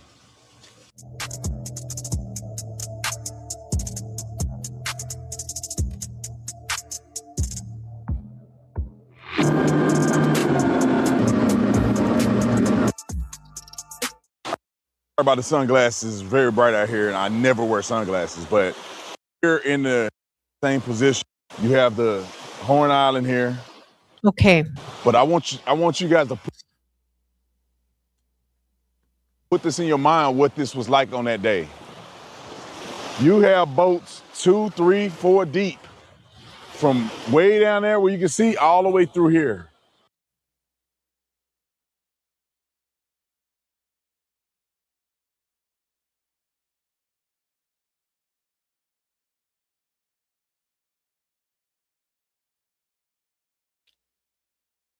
You have What boat is this? thousands of people on this island, probably 2,000 people. So this wasn't some abandoned, secluded island where nobody's at. Obviously, this is a Monday, and there's a few people on the backside of the island, not a lot of people here. But on 4th of July, this is a celebration. And so this wasn't a small place where place was flooded because it was on the boat. People were putting out on social media knowing that they're lying.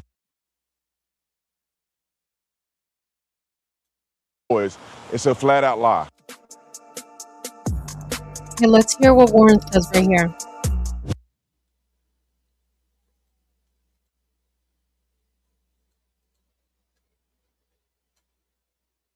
Fake teeth? What the fuck? All right. Thing that you want to say, you want people to know about this whole experience. Yeah, I mean, from someone, if someone's not from here, it's kind of hard to understand, where the island drops off and how the island works. But, there's plenty of people out here, especially on the 4th of July. This is where people come out to celebrate.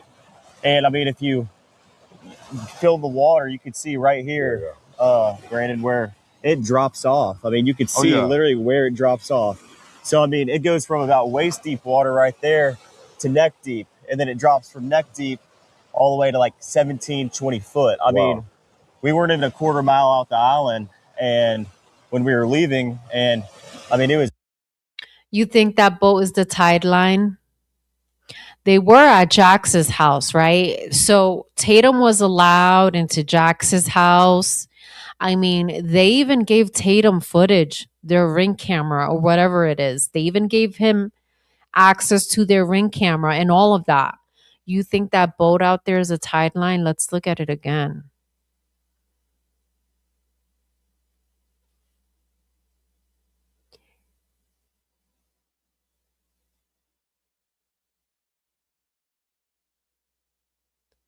This boat right here.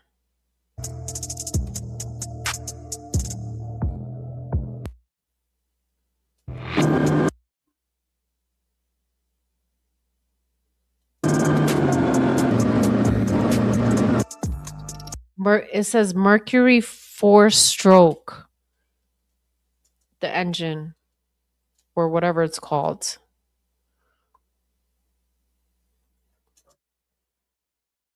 I don't know if that says anything. You think this is a tide line? I Googled it. It says that tide lines they do use the mercury. All right, you guys.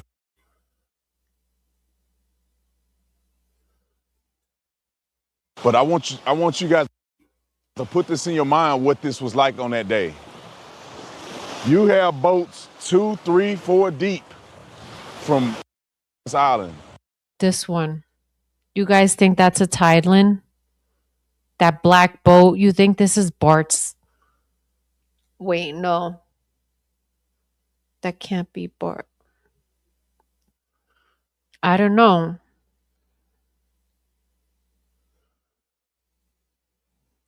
We have yet to see Bart's boat. Let's be real. Has anyone have a sighting of Bart's boat anywhere?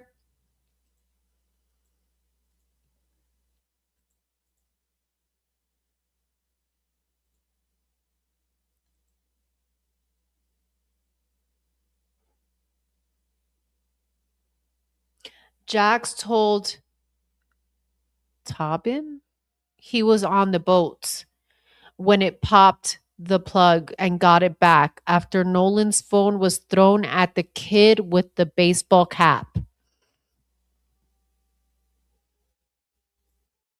Whoever did the editing of the interview did a horrible job. We can tell where it's cut. Yes, we can tell. For real. So anyway, do you guys think this is Bart's boat? Probably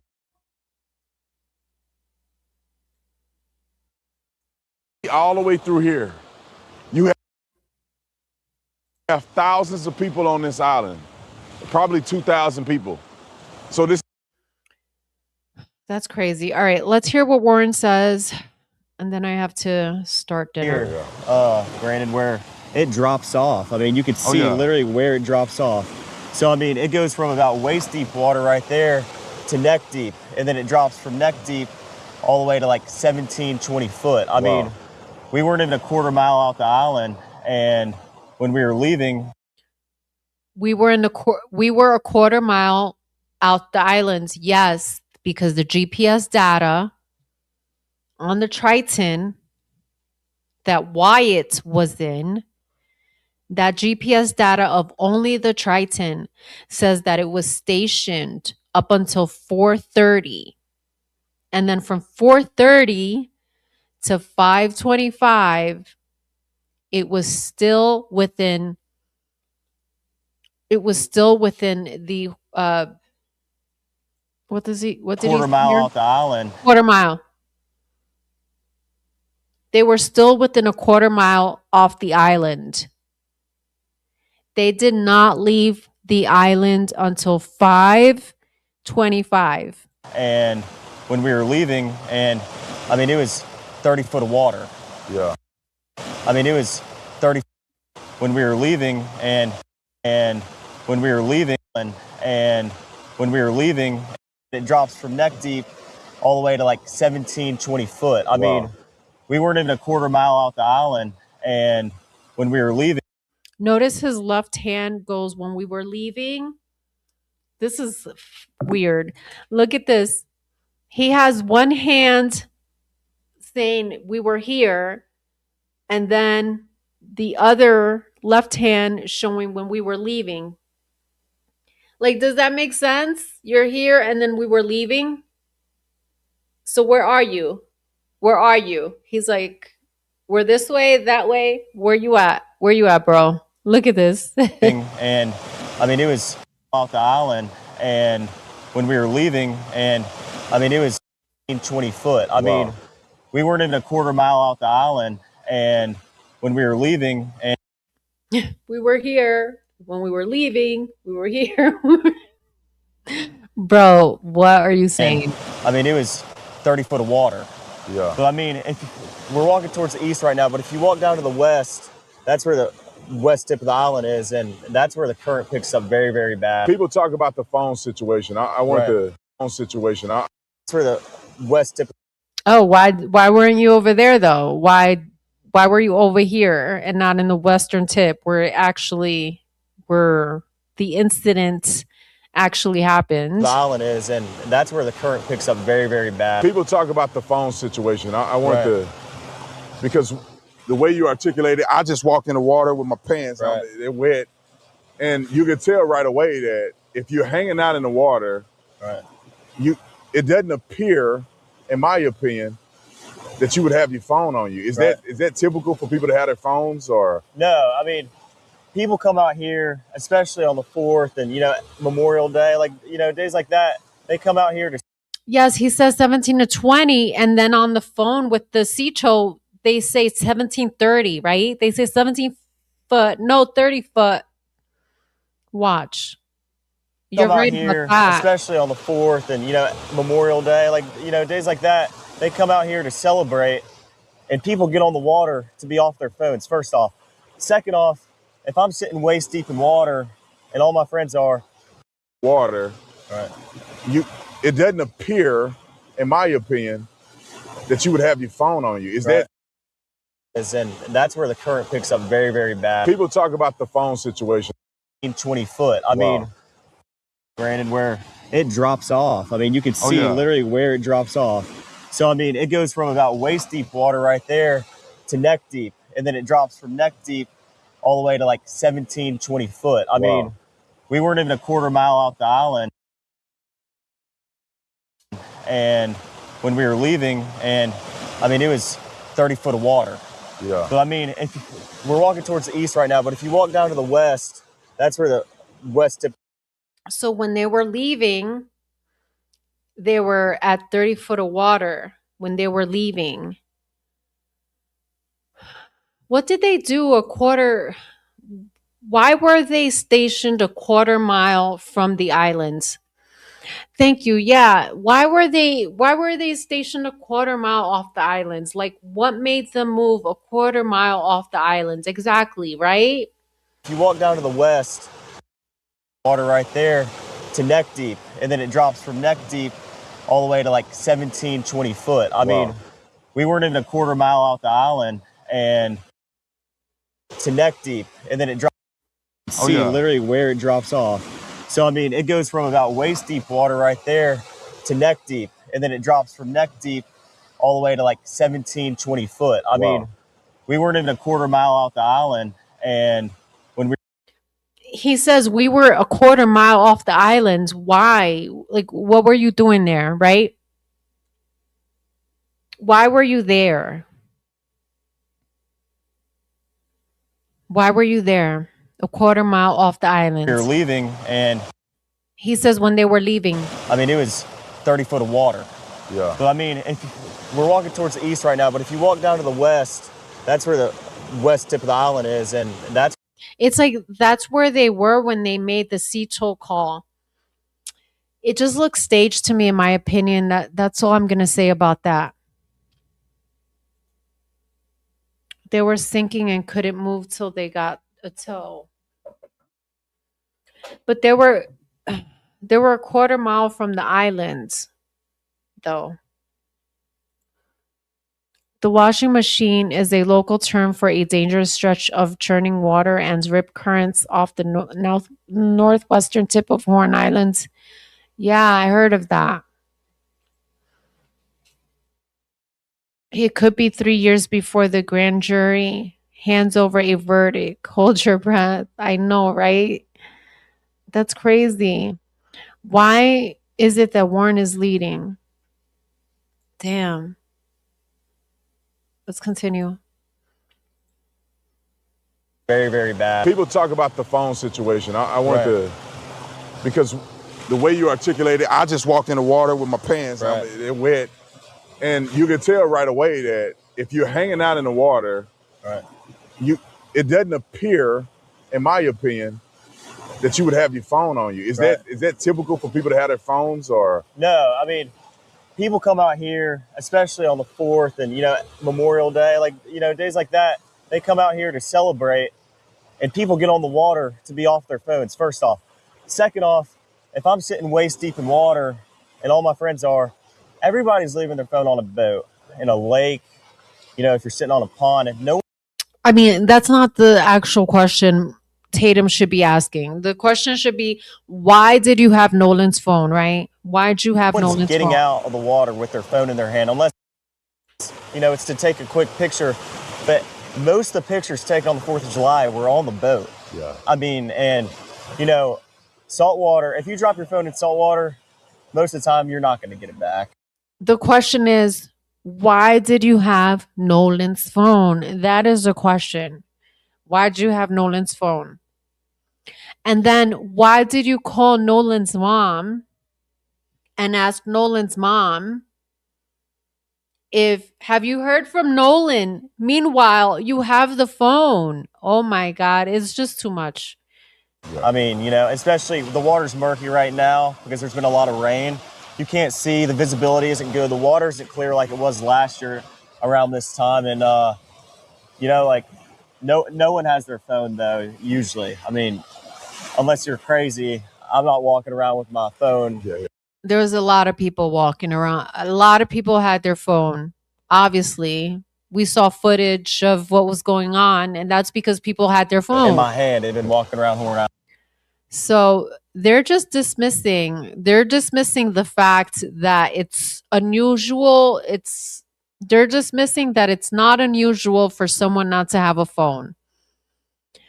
But to me, it's super unusual, especially if you're leaving your friend behind. He needs his phone, right? All the way down the island. And there was rows. There was a first row, there's a second row. We were in the third row where it drops off. And then there was even boats in front of us. And this went all the way down towards the east end of the island. And then there was people on the east tip. And we're on the north side now, but there was people on the south side too, lined up all the way down. And if you talk to anybody on the coast about this, they know that. Yeah. I mean, 4th of July, this is the hot spot. This is where people want to be. This is where people want to come out, hang out with their family and friends. And people say that you guys just left Nolan behind. I've seen reports of people saying that you just left him. I see reports of people saying that you asked him to get on the boat. You told him to get on the boat. He didn't. What's the truth in that? Well, Wyatt was having boat issues and the bilge wouldn't pump. So the bilge is basically a pump that releases water from your boat when water comes in. So I opened the back hatch, pump that releases. The question was about Nolan, and here he is explaining a bilge pump. I just can't. This is infuriating. What's the truth in that? Well, Wyatt was having boat issues and it's infuriating. The question is about Nolan, and he's talking about a bilge pump. The bilge wouldn't pump. So the bilge is basically a pump that releases water from your boat when water comes in. So I opened the back hatch. Oh, okay. So you left Nolan behind because there was a bilge pump? That's what you're saying? Is that why you left Nolan behind? Because the question is, why'd you leave Nolan behind? So you left Nolan behind because Wyatt was having boat problems? Is that it? I'm just trying to understand here. Wait a second. Because the question was, why'd you leave Nolan behind? Right? What's the truth in that? Well, Wyatt was having boat issues. So you left Nolan behind because Wyatt's having boat issues. Is that what you're saying, Warren? Like, literally? And the bilge wouldn't pump. So the bilge is basically a pump that releases water from your boat when water comes in. So I opened the back hatch. and there's water up to the batteries. And that is obviously not good. There's water almost coming over the transom, which is where your motors sit, and which is the, by the stern, like in the back part of the boat. So obviously we were in emergency. The boat, we're trying to save the boat. It's not like we didn't ask Nolan or we just left Nolan. Nolan decided to stay on the island with the girl that he was with, and the girl is a witness to that too. Yeah. I'm glad you cleared that up because I think it's important for people to have. No, you didn't clear anything up. You didn't answer the question. Witness to that too. Yeah. I'm glad you. It's not like we didn't ask Nolan or we just left Nolan. Nolan coming over the transom, which is where your motors sit, and which is the, by the stern, like in the back part of the boat. So obviously we were in emergency. The boat, we're trying to save the boat. Sorry, Nolan. We're just trying to save the boat. Sorry, Nolan. We're trying to save the boat, my dude. It's not like we didn't ask Nolan or we just left Nolan. Notice when he says left, how he does his arms like if you're placing something. I caught this on the first time I watched it. When he says left is as if you're like he's placing something down. Like left. Notice that. Notice his hands. Decided to stay on the save the boat. It's not like we didn't ask Nolan or we just left Nolan. Nolan decided to stay on the island with the girl that we didn't ask Nolan or we just left Nolan. So obviously we were in emergency. Notice when he says left, his hand movements. Ready? The boat, we're trying to save the boat. It's not like we didn't ask Nolan or we just left Nolan. Nolan decided to stay on the island with the girl that he was with, and the girl is a witness to that too. Yeah. I'm glad you cleared that up because I think it's important for people to have the context of like what it was on that day, what happened, what didn't happen, and the beauty of all. Dawn, you probably just got here, but rewind this because we did play the press conference. Mom and dad said it is not like Nolan. Nolan would not. He would not. So I believe the parents. They know their kid. I believe that Nolan would not have stayed behind.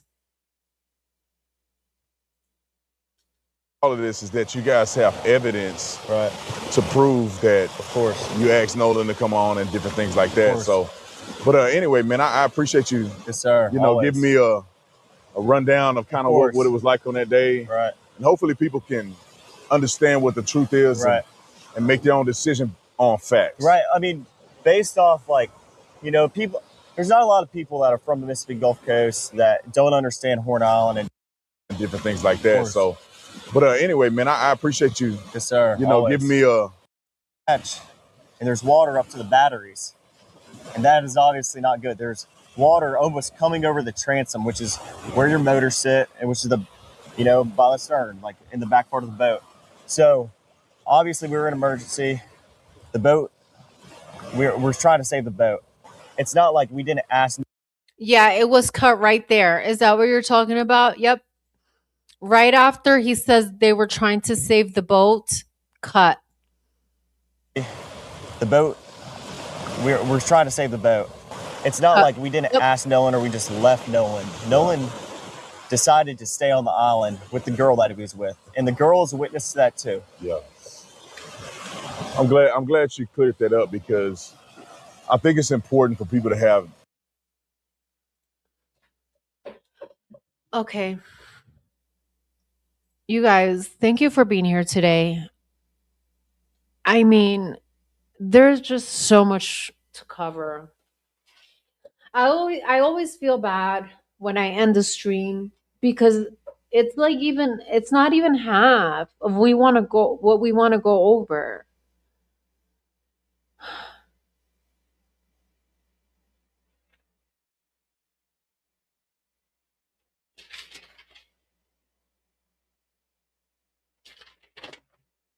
I just don't. there's something wrong with this case. There's something wrong with this case, and we're going to continue poking holes in these interviews and trying to get to the truth about what happened to Nolan Wells, okay? Because something happened to Nolan and someone knows something, okay? I'm going to end this here. I'll come back. Justice for Nolan. Justice for Nolan. I want to thank everyone for watching. Thank you.